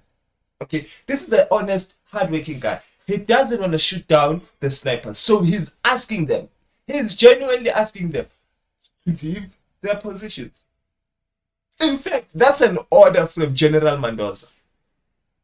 I repeat, at the same time, that's an order. Hidden from the crowd, the police are trying to arrest Gregorio Mendoza. The media were then quick to respond, pointing their cameras to Mendoza's distressed brother.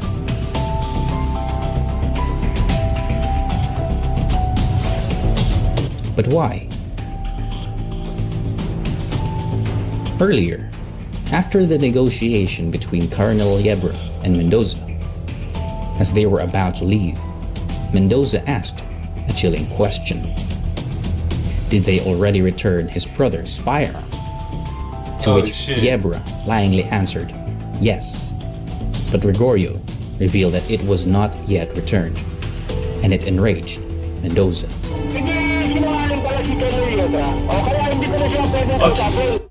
Okay, so lying might cost us the trust of the hostage. But listen, we have to lie. There's nothing else we can do other than lie in this situation. Mendoza, you have to forgive me. We lied to you because that's all. We can't return this man his firearm. For what good reason? For what good reason does he deserve to get his firearm back? Because he has no business coming to a hostage situation with a firearm, popping out of nowhere like he knew the location. This man spawned out of nowhere, knowing each and every detail about the hostage situation before it even went out. He knew the requirements that Mendoza had. I mean, I feel like this was planned. You know, Mendoza was like, I'm going to take this bus full of people or tourists hostage. And then you show up an hour or 10 hours later coming with the requirements. That was the plan. Back at the scene, the police are trying to arrest Gregorio for bringing a firearm to a hostage scene, conspiring, and for disrupting negotiation. That's what I've been saying. Meanwhile, inside the bus, Mendoza's temper reached its peak.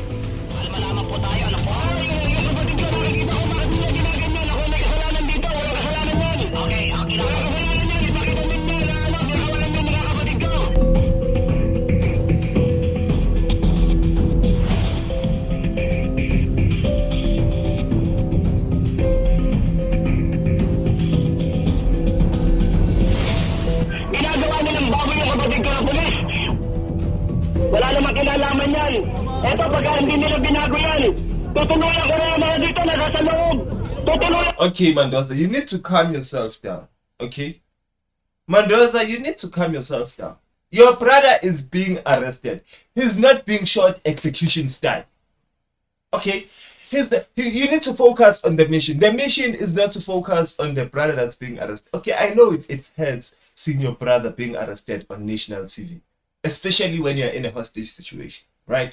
But Mendoza, you need to understand, your brother is getting arrested. He's not being shot execution style.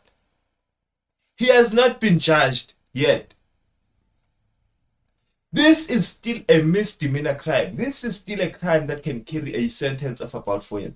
And with my experience, 4 years is just a breath of fresh air. 4 years can just pass like nothing happened.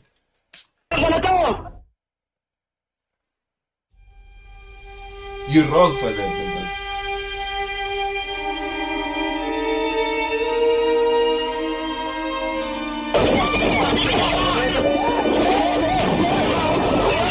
Oh, you went through with the promise.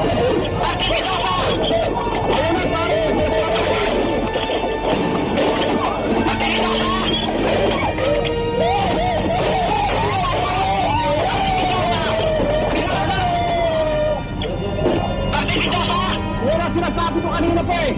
Live like. Narinig yung mga polis. Narinig ba nila yun? At the driver's seat, driver Alberto Lubang is struggling to escape from the handcuff. Miraculously, he was able to escape.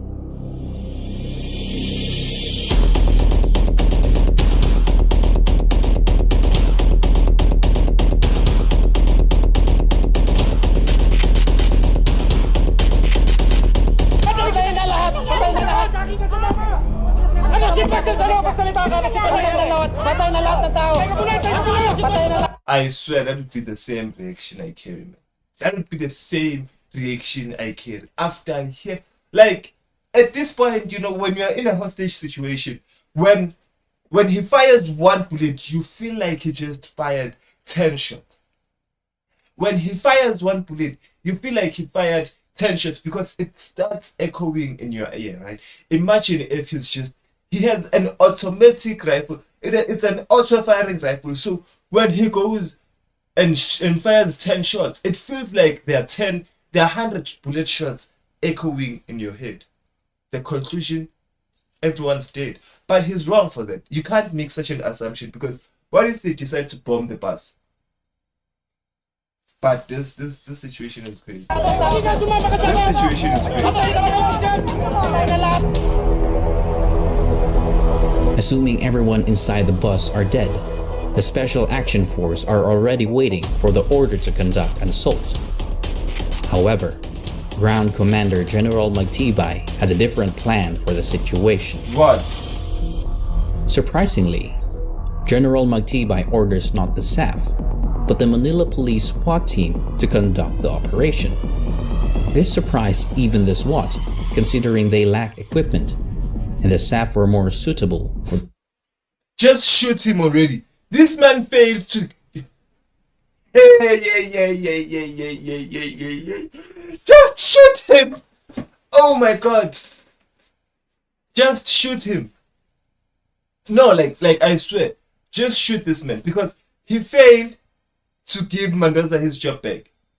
He failed to give out an executive order to say, okay, you know what? We can accept Mendoza back. Even though we can't allow him to carry a firearm again, we can allow Mendoza back to the force. Number one. Number two, he's giving out the wrong order. How many times have people died from officers giving out the wrong order? How many times do people have to suffer for the actions of someone in power giving out the wrong order? It happens every time. With the order received, the SWAT then enters the scene.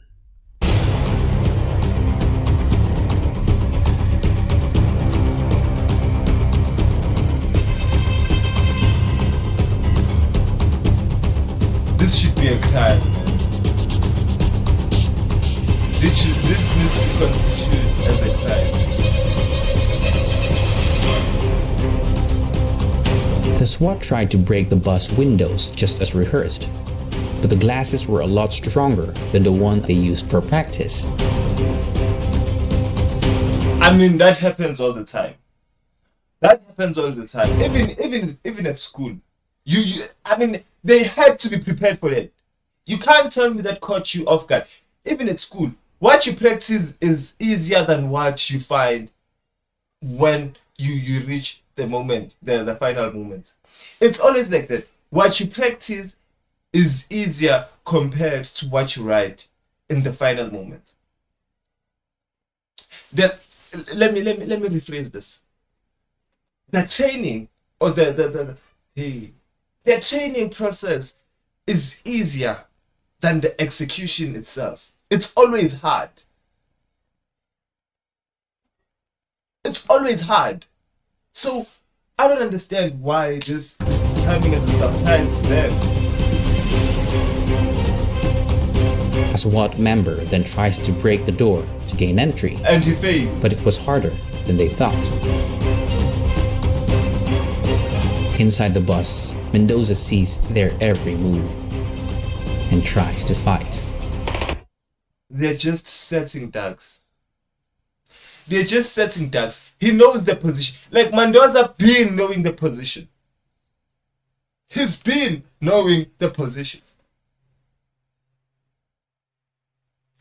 I swear the superiors need to get arrested. No, forget arrested. They need to get shot. Executions done.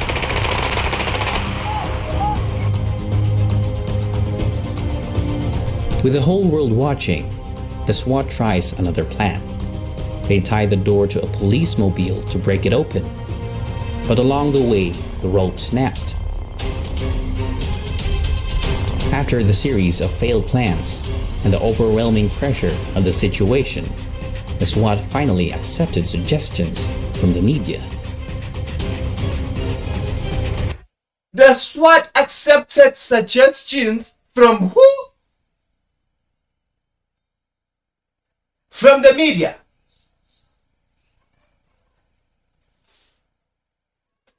Okay, we have officially entered amateur hour. The plan is to use the bus's emergency exit for entrance, which the SWAT then put into action. The SWAT entered. As the SWAT member scans the bus, Mendoza opens fire.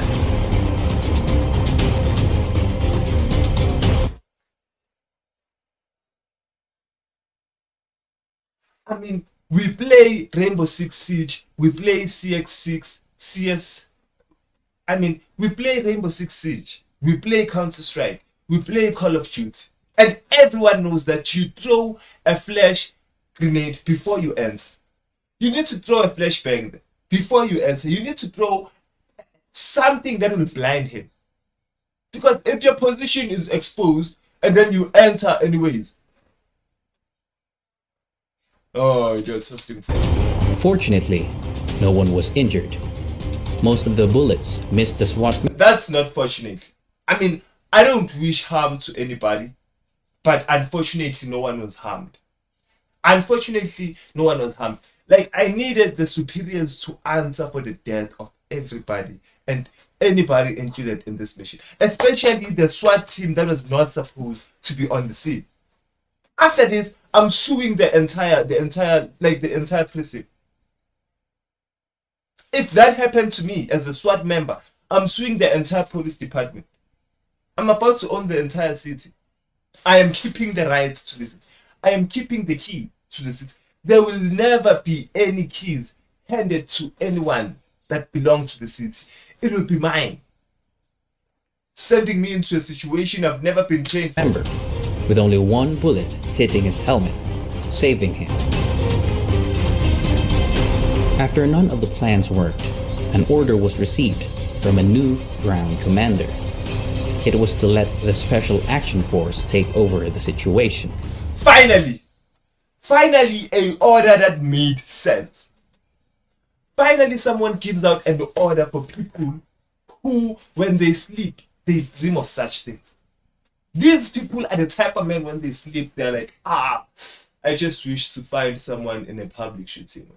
You know, these are the type of men that sleep and think, how do I deal with the hostage situation? If there was a kidnapping, how would I assist during a kidnapping? These are people who simulate such situations in their head each and every day, besides training. As the SAF That's took what you call an over, order. a plan was quickly formulated. It was to force Mendoza out into the open and let the snipers get a clean shot. Okay, let's run that back. I feel like we've missed something important. We might have missed something important. Force take over the situation. As the SAF took over, wait. From a new ground commander, hitting his helmet. Most of the bullets missed the SWAT member, with only one bullet hitting his helmet, saving him. After none of the plans worked, an order was received from a new ground commander. It was to let the Special Action Force take over the situation. As the SAF took over, a plan was quickly formulated. It was to force Mendoza out into the open and let the snipers get a clean shot. I mean, give the commander a promotion. Give the commander a promotion. This is the only man that came with a plan. A decent plan. Like, this is a plan that works. I swear, this is the only man in the Philippines that I can trust. This is the only man in the Philippines. If he says, I need to get a BBL, I'm getting a BBL. If this man in the Philippines issues an order for me to get a BBL, you better believe I'm twerking next month. Once the transplant heals, I'm twerking.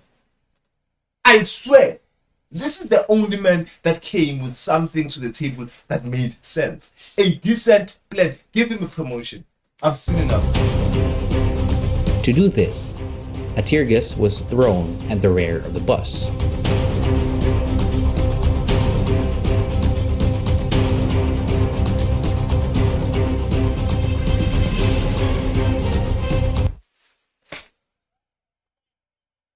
They throw tear gas inside the bus. They throw tear gas inside a bus full of hostages. Whether dead or alive, you don't inflict harm on innocent civilians. Isn't that the mandate? I feel like I'm doing better. I'm doing a better job in my chair than the people.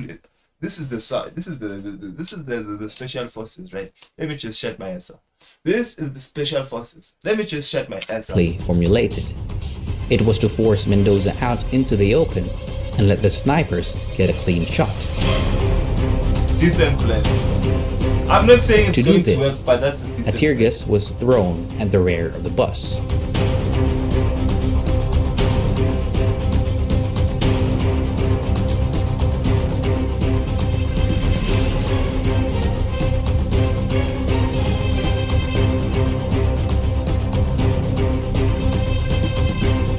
That's a lot of tear gas, man. Even someone who was suffering from a minor injury in that bus died due to the tear gas. He was suffering due to a minor injury. Now he's dead. The tear gas chokes Mendoza and forces him to retreat in front of the bus. Meanwhile, the snipers scattered throughout the grandstand then notices small movements inside the bus. Gradually gaining visibility, with every step of the perpetrator. As Mendoza reaches the front, a sniper took aim and fired.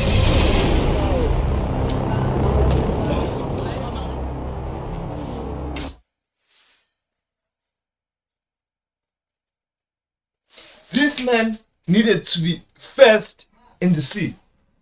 The new commander was the man who was supposed to be first in the scene. His plan worked like magic.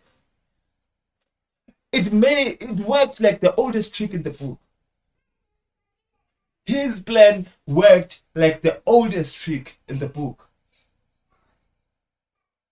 This man was the man who was supposed to be in charge of the entire Philippines. I'm telling you, if this man told me to get a BBN, if he issued an order for me to get a BBN, I'm definitely getting a BBN.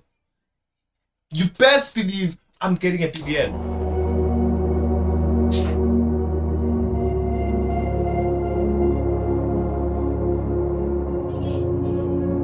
It was over. Rolando Mendoza is dead.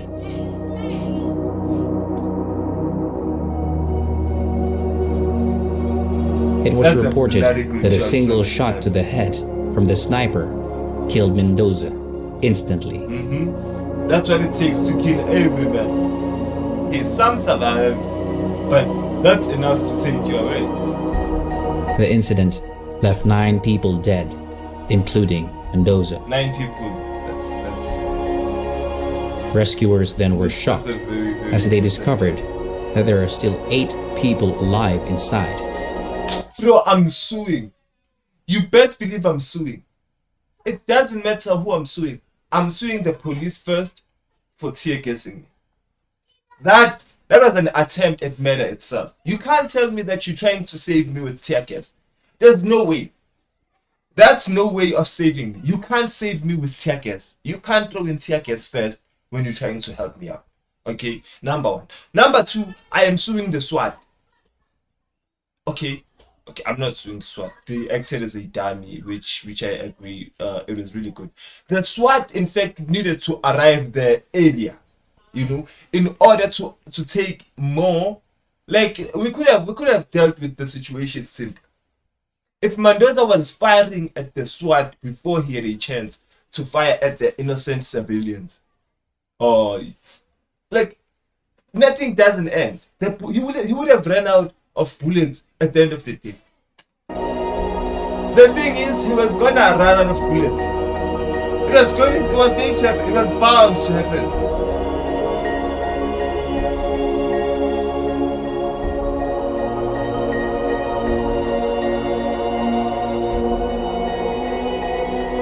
A number of questions are still asked by many up to this day. Yeah. Will the outcome be different if the official listened to his demands? Would. We wouldn't have seen this video.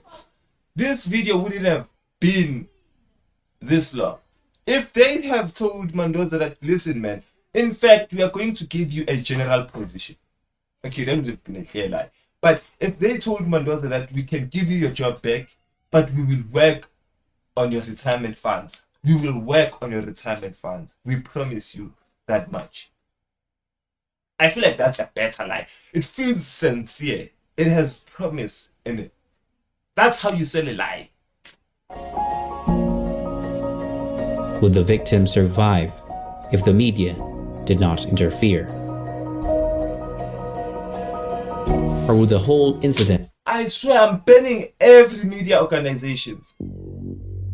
No media organization is operating in my country after that. After witnessing such a heinous disaster.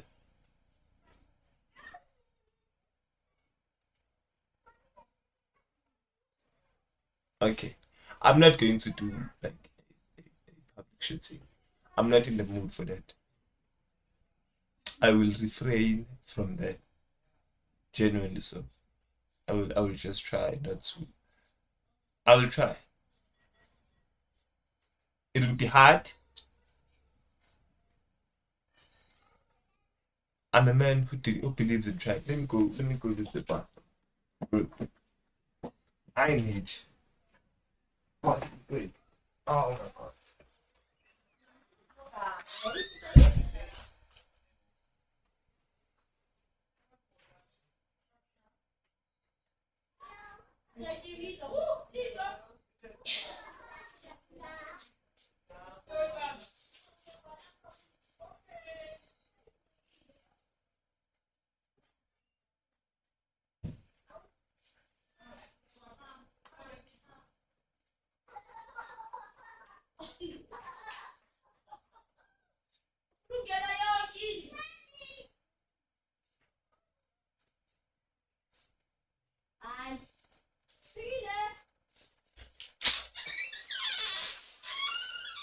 We're jamming. We're jamming.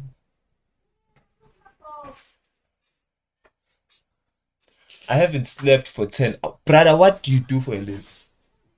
I swear, you you are the only man I know that's in love with his sleep paralysis demon.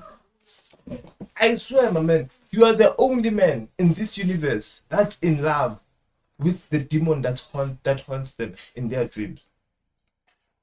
In the history of histories, in the history of all history, you are the only person that's in love with their sleep paralysis demon.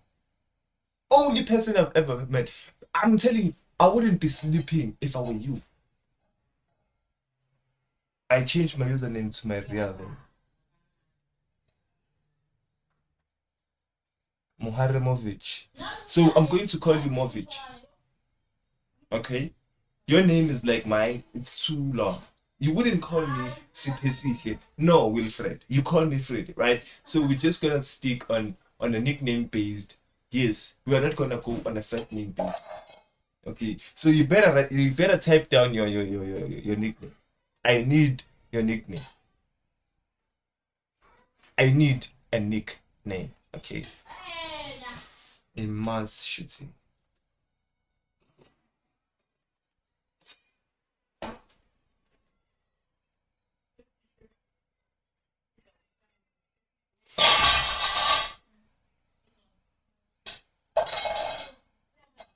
Oh, come on.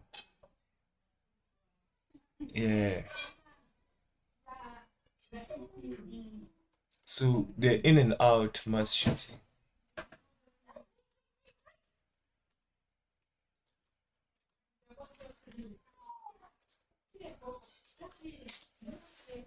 The in and out mass shooting.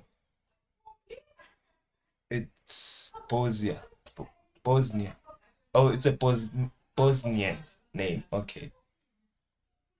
You see, it's only today that I start to learn more about you, which is crazy.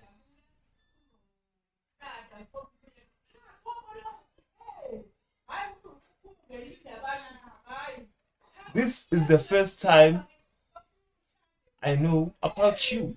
This is me learning more about you IRL in real time.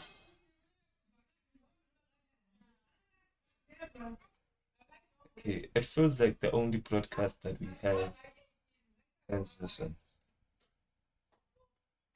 So you are Bosnian. Searching for the two-person crew. That's dope. That's let me tell you, that's impressive. You know, in this world, if you're not American, if you're not European, if you're not from Africa, you are special. Noted. But I have a feeling you're European. Searching for the two-person crew are facing dangerous conditions in the fire. Wait. I forgot the holy water. I can't swim without the holy water. I need holy water.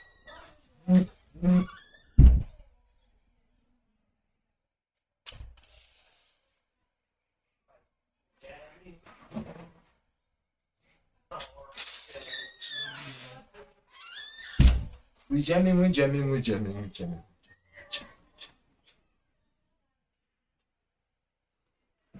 I'm Algerian. Algerian Bosnian, whatever. I live my whole life in Algeria. You have lived your entire life in North Africa. Man, I feel like I need to I need to apologize to people in North Africa. You know, this is a sincere apology from someone who lives in South Africa and in the southern regions of Africa. You know, I used to think that the hottest place in the world is in North Africa, but no, it seemed I was lying. You know, the hottest place in this universe has to be America, where tires melt when they hit them. The hottest place in the world, it has to be the US, whereby wildfires can eat the entire nation, where heat waves reach a point of 40 degrees. Okay, let's leave it. So Hollywood, yes, I'm drinking Hollywood. I need some confidence. South end, and we just need to make sure it's safe for responders to get in there and then assess the situation. And good evening, everyone. Welcome to West Coast Wrap. I'm Alex Savage. We begin with that developing story tonight. That firefighting helicopter went down earlier today as the crew was working on Utah's Widemouth 2 fire. Tonight, the fate of the 2 people on board. Wait, I'm here for a mass shooting, and now I'm getting news about a plane crash, an airplane crash. I didn't sign up for this. Remains unclear. Who signed up for this? The FAA and the NTSB are handling the investigation into this crash. They have not said anything so far about a potential cause. Local first responders continue to focus on the ongoing firefight. Late today, the incident's deputy commander talked about his crew's morale after learning about that chopper crash. Very somber with what's going on. It might be just a tactical part. In fact, why did the helicopter crash?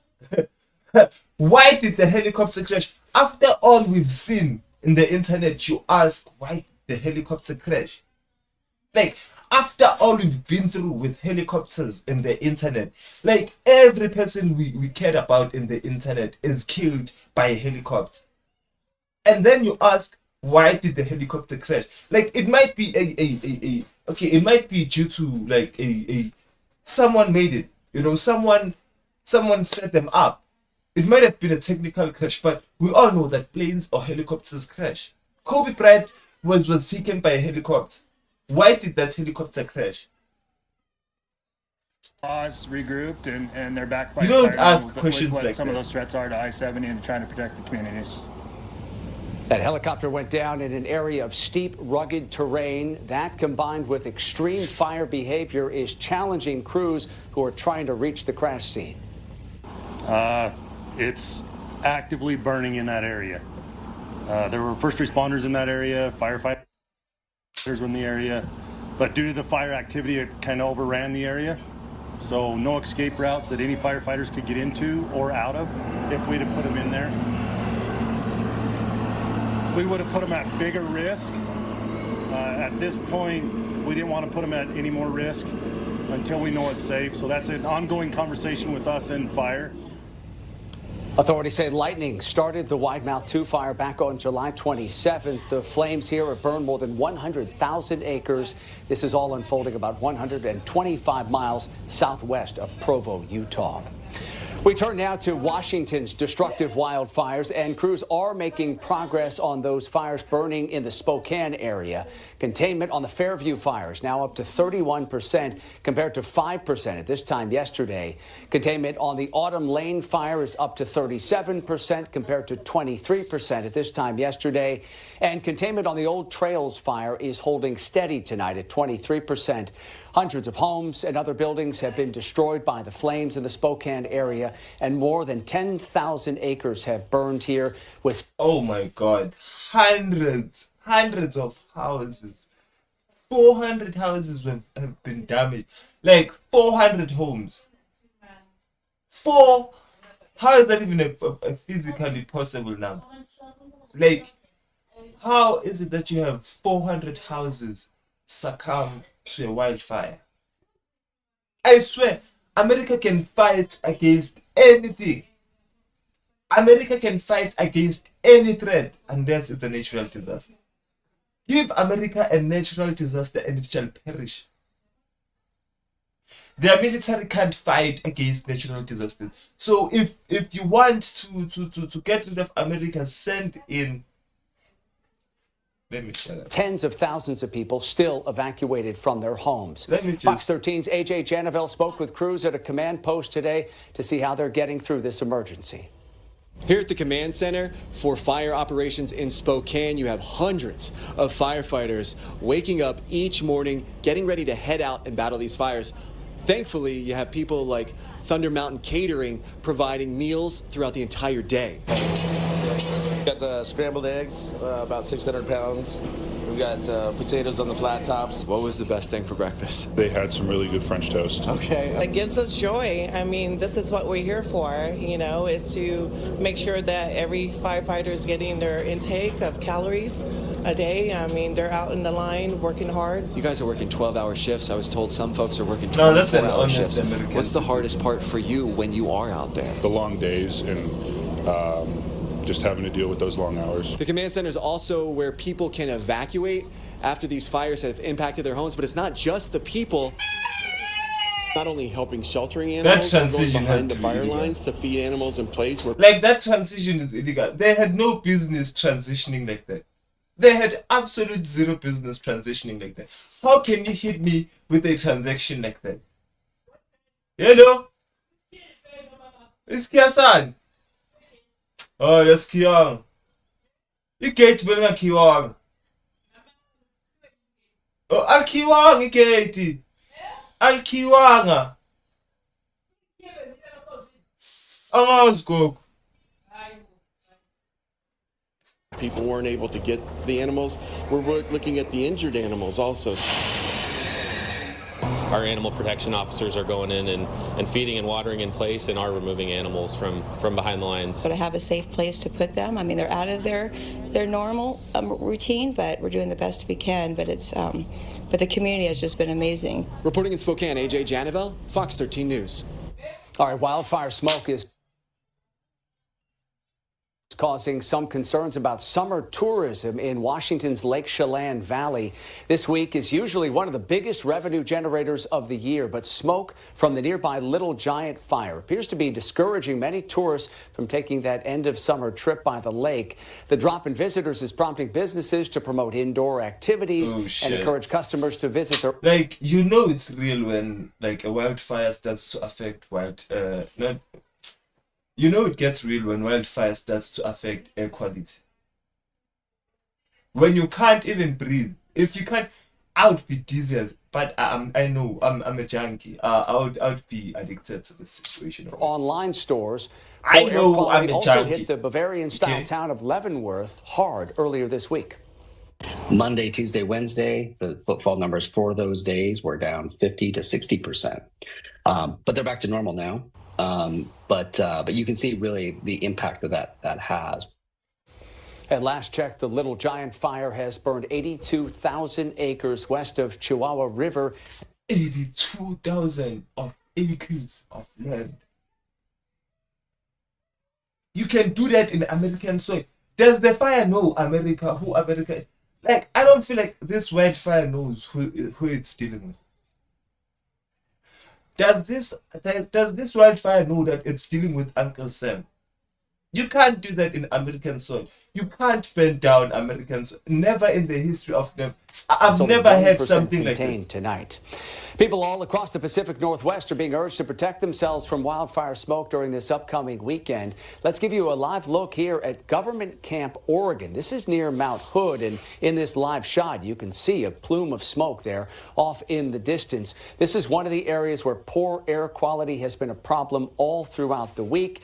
And obviously, as you can tell here, there are a number of wildfires actively burning across the state of Oregon. Yeah. Let's bring in KTVU meteorologist Roberta Gonzalez, who is tracking all of that drifting smoke and, of course, the conditions that the fire crews are facing on the front lines. Oh, come on. I'm not here to deal with the fire, man. That's not what those crews...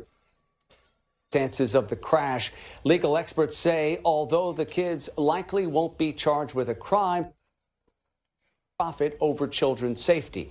New Mexico filed suit against the social media platform back in 2023, accusing Meta of knowingly causing harm to children's mental health. Bullshit.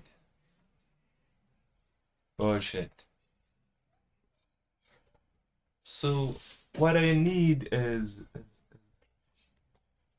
An in and out mass shooting.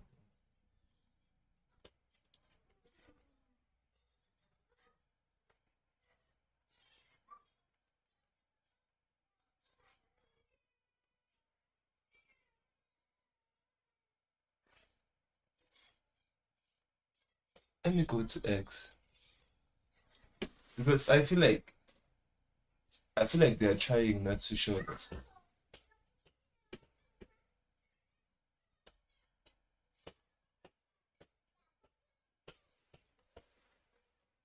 In and out shooting.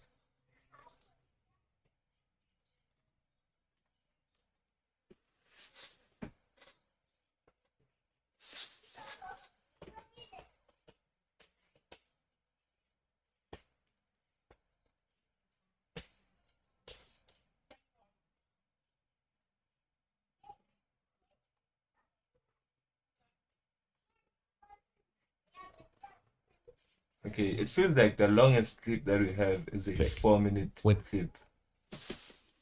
Let's see. At the drive-thru in a white Honda Civic. When he reaches the payment window, the gunman shoots the first victim, Ashley Garibay, who later succumbed to her injuries at the hospital.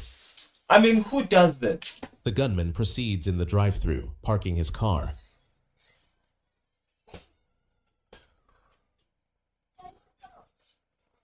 He then shoots the second victim, Christopher Claunch, in his vehicle, who is pronounced dead at the scene.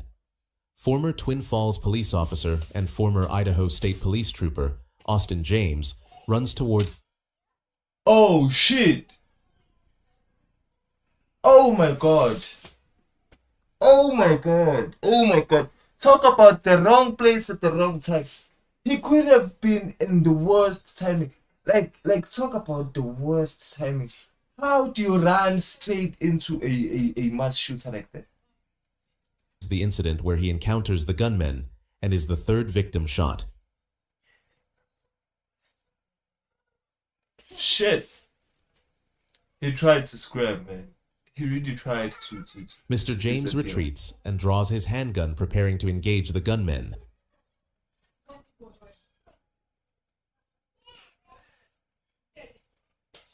Due to his severe injury and blood loss, he is pulled back into his vehicle and given aid before going to the hospital. Oh my god. Oh my god. Oh my god. He could have saved a lot of people, man. He could have saved a lot of people, but fate had its own decision. Like, fate.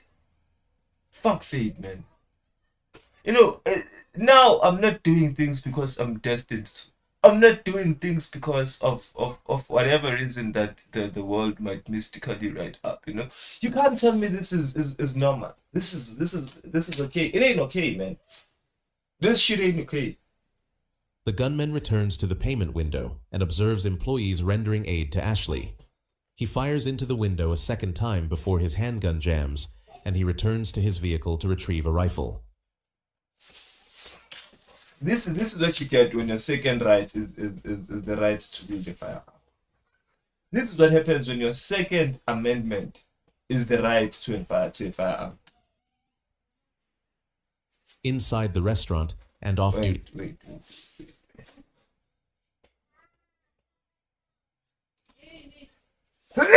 Let's see if there are any media coverage on this.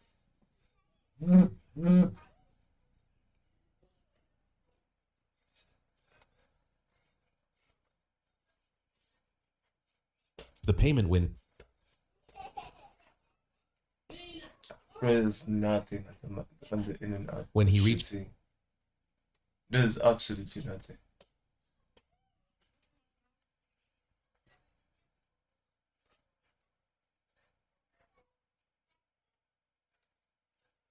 Oh, come on.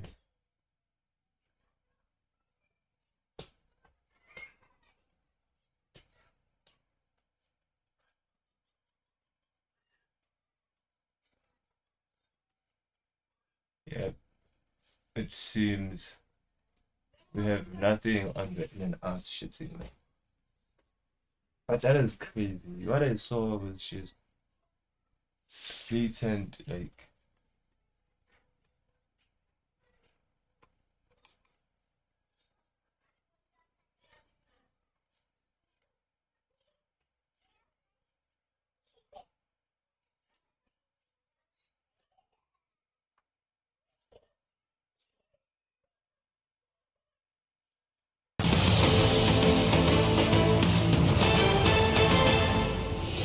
Hey everybody, welcome to Jesse Weber Live. So we got big news tonight from Washington about What is this? Todd Blanche's Attorney General nomination. Also, I believe they won't show. Well, obviously, Jesse, as we study these events, upwards. I believe they won't show what is happening.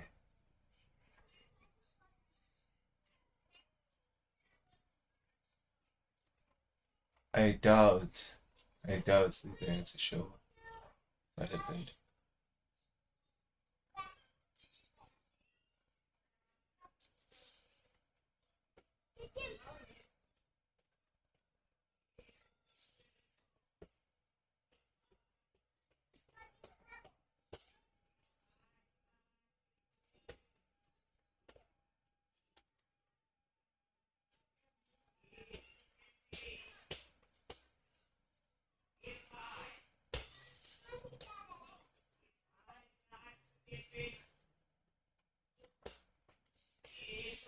Okay, it seems we might not be getting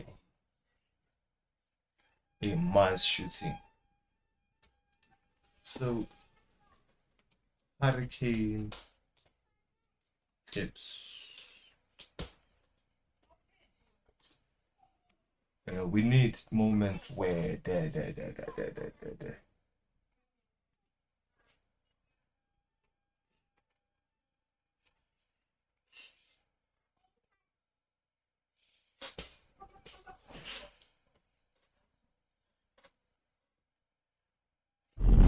Hello everyone.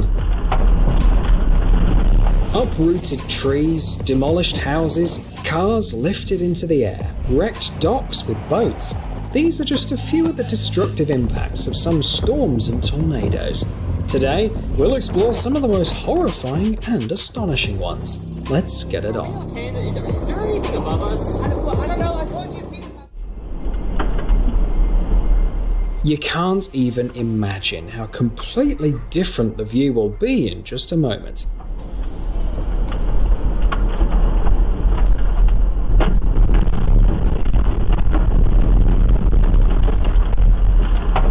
Wait. Where did the window of this car just go? Like, wait. You're not focusing on the wrong segments of this clip. I swear you're not looking at the wrong parts of this clip, right? People are being bamboozled here. This is misdirection at its best.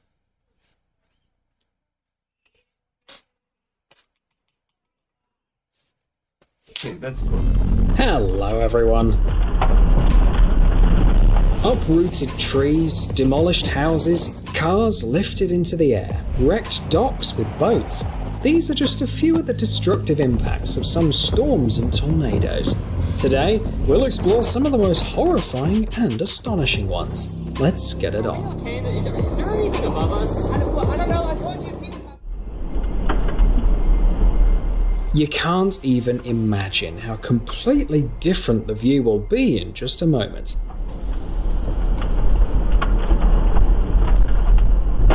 The windows are just disappearing, man. Maybe it was a piece of debris.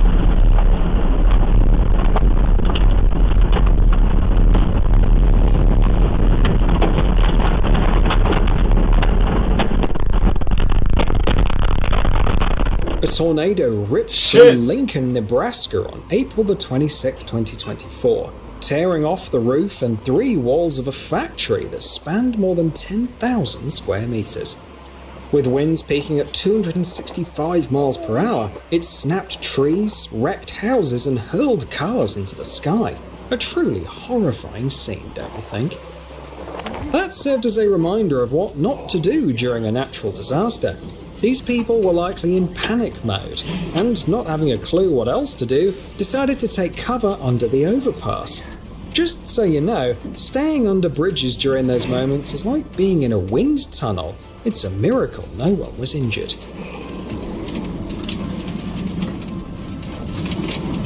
Oh my god. Is he filming that? Is he filming during a tornado?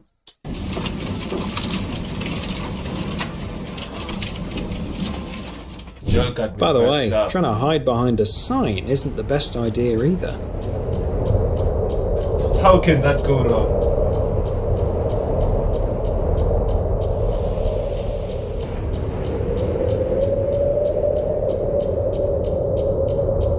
I mean, that's the perfect decision.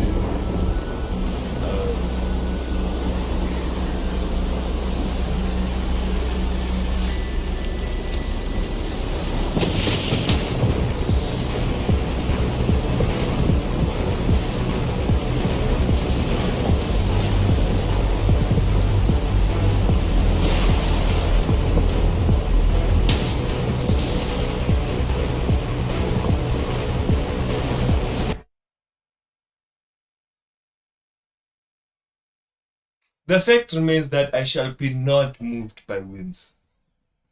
I am a man, for I shall not be moved by winds. No amount of wind shall move me from my stationary position. I shall remain stationary, no matter the winds. No matter what type of winds it is, no wind is blowing me over. I refuse. Finding yourself on the road during rough weather is a tough situation for any driver. Yo, mate.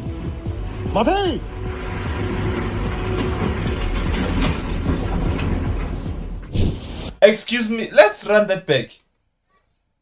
We have to run that back, right? Yo, mate. No one would have believed him.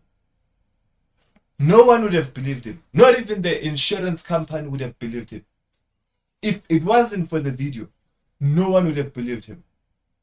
How do you explain that your car went airborne? Tell me. One way you explain, like in the comment section, one way you can explain that your car went airborne. How do you justify your statement after that? When the road gets slippery, visibility drops to almost zero. All you can do is rely on your driving skills and hope that other drivers are cautious. But what if a blizzard, heavy rain and freezing temperatures all hit at once? At once? Canadians are no strangers to such situations. Just take a look at these scenes. A truck driver is literally battling with the elements and losing badly. During a winter storm in Alberta, the Trans-Canada Highway became a real challenge for any driver. If a truck is moving like that, how are the cars on the other end of the road getting away with it? Yo. The road froze over, and the wind was so strong that it blew cars off the highway, leaving them in the ditch for hours, making it seem like a car graveyard out there. You might be dead in that situation. Yeah, hardly anyone could argue with that. I feel like scary is an understatement. Ma'am, that's terrifying. Terrifying.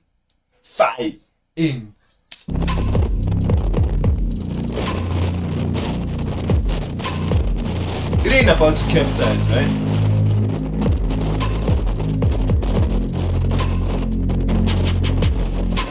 There is no way it actually falls. Oh, it's been dark. On January the 21st, 2020, the cruise liner MS Nord-Norge arrived at the port of Bodø in Norway.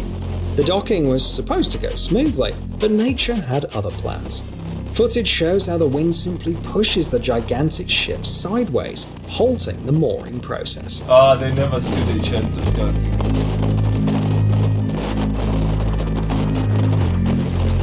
This is what I mean when I say I shall not be moved by the wind. Okay? The boat is struggling.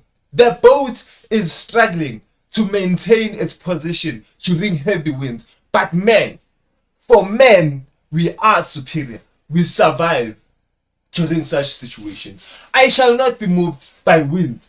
There's no way. There's no way I am being blown over by wind. It's physically Now, picture impossible. this. If the wind effortlessly moves a ship weighing tens of thousands of tons, what will happen to those tiny boats?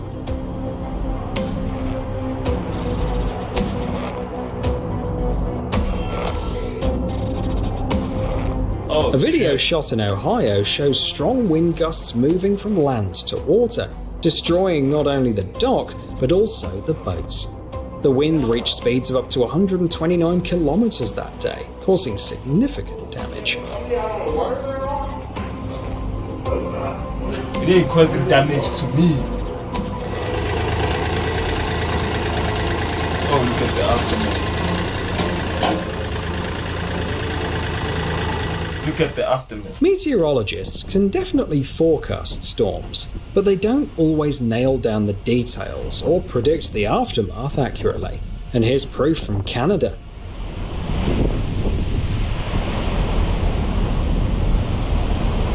Man, I thought America was bad with storms.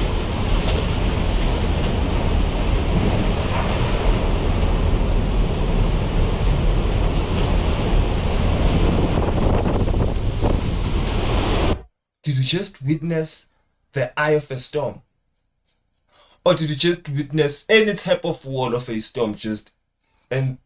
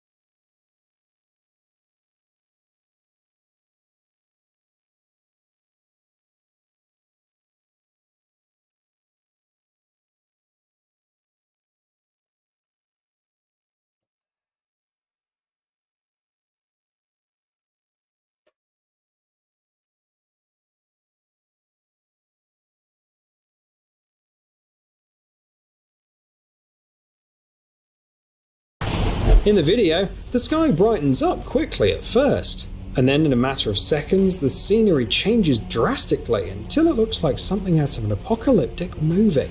It's both incredibly scary and captivating at the same time. it ain't no captivating, no shit. It's just GG.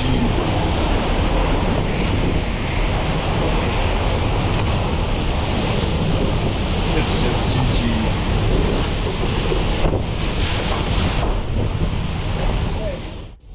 Oh, man! Usually, the biggest and most destructive tornadoes in history are wedge tornadoes. They can span 800 meters wide, or even more. That's exactly the type of tornado that hit the small town of Minden in Iowa on April the 27th, 2024. Just check out the scale of it. Oh, please don't hit that house. It's gonna get real close to that house. Oh, it's gonna hit it. It's gonna dead center it, Bodie. That farm is toast. Oh, look at the debris it's already hitting. Like, is there someone who experiences tornado in their region?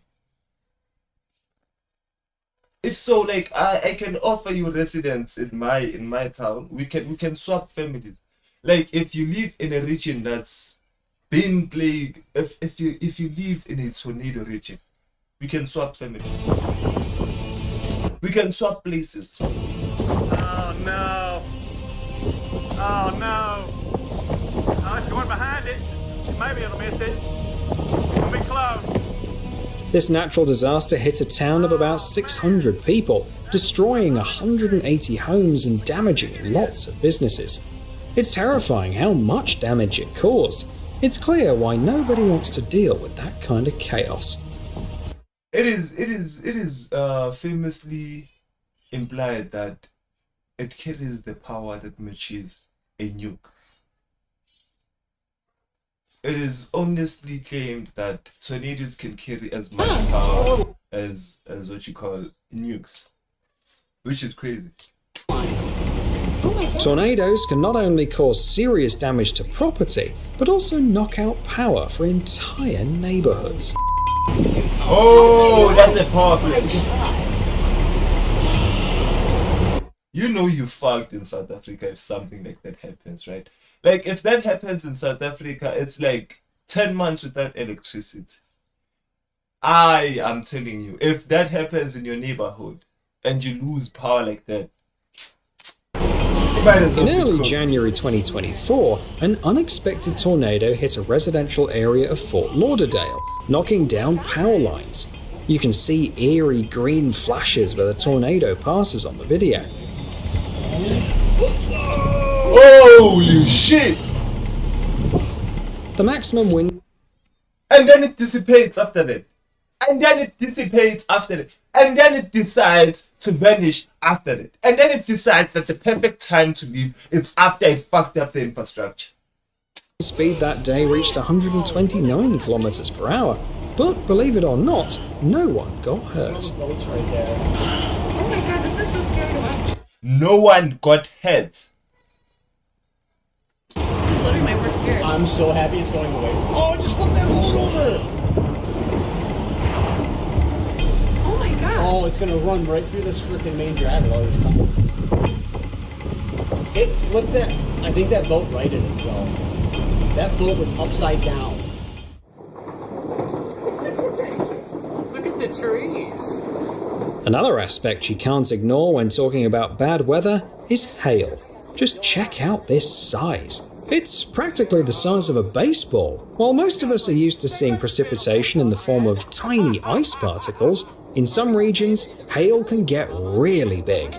In 2003, the largest hailstone on record measured 47.6 centimeters in diameter. This is by far the worst hailstorm I've ever seen in my entire life. We have backup power here, don't they? You've seen stuff like this before. We're gonna go. No, we don't have a generator. No, we don't. We don't have a generator. We don't have a generator. Oh no, that's right. Because when they went out that one, like where in the heck did this windows happen? I'm sure we do.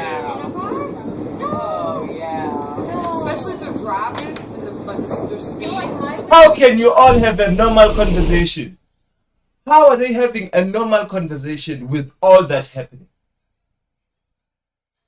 Knowing South Africans, it would be a moment of silence. We would be staring at our windows, silent. Dead silence. It would be like slight remarks. It would be slight remarks like, oh shit, this is crazy. And that's it. 5 minutes of silence and they'd be like, oh shit. Imagine if that hits. Like, dead silence. You don't speak in the presence of such rainfall. I'm sorry.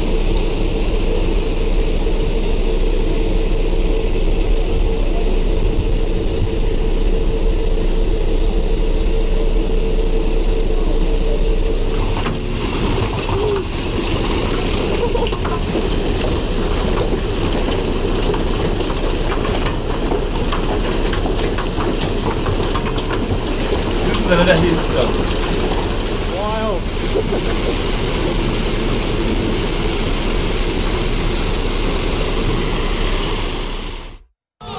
It's not uncommon for stormy winds to rip roofs off residential houses. I have a business idea. Listen to me. I have a business idea.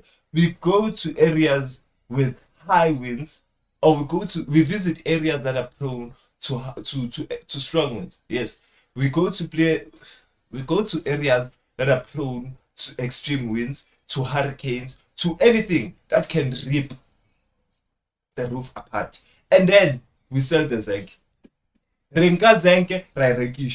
We sell the zinc. Reasonable to assume that larger structures like schools, hospitals, and stadiums are prepared for these situations.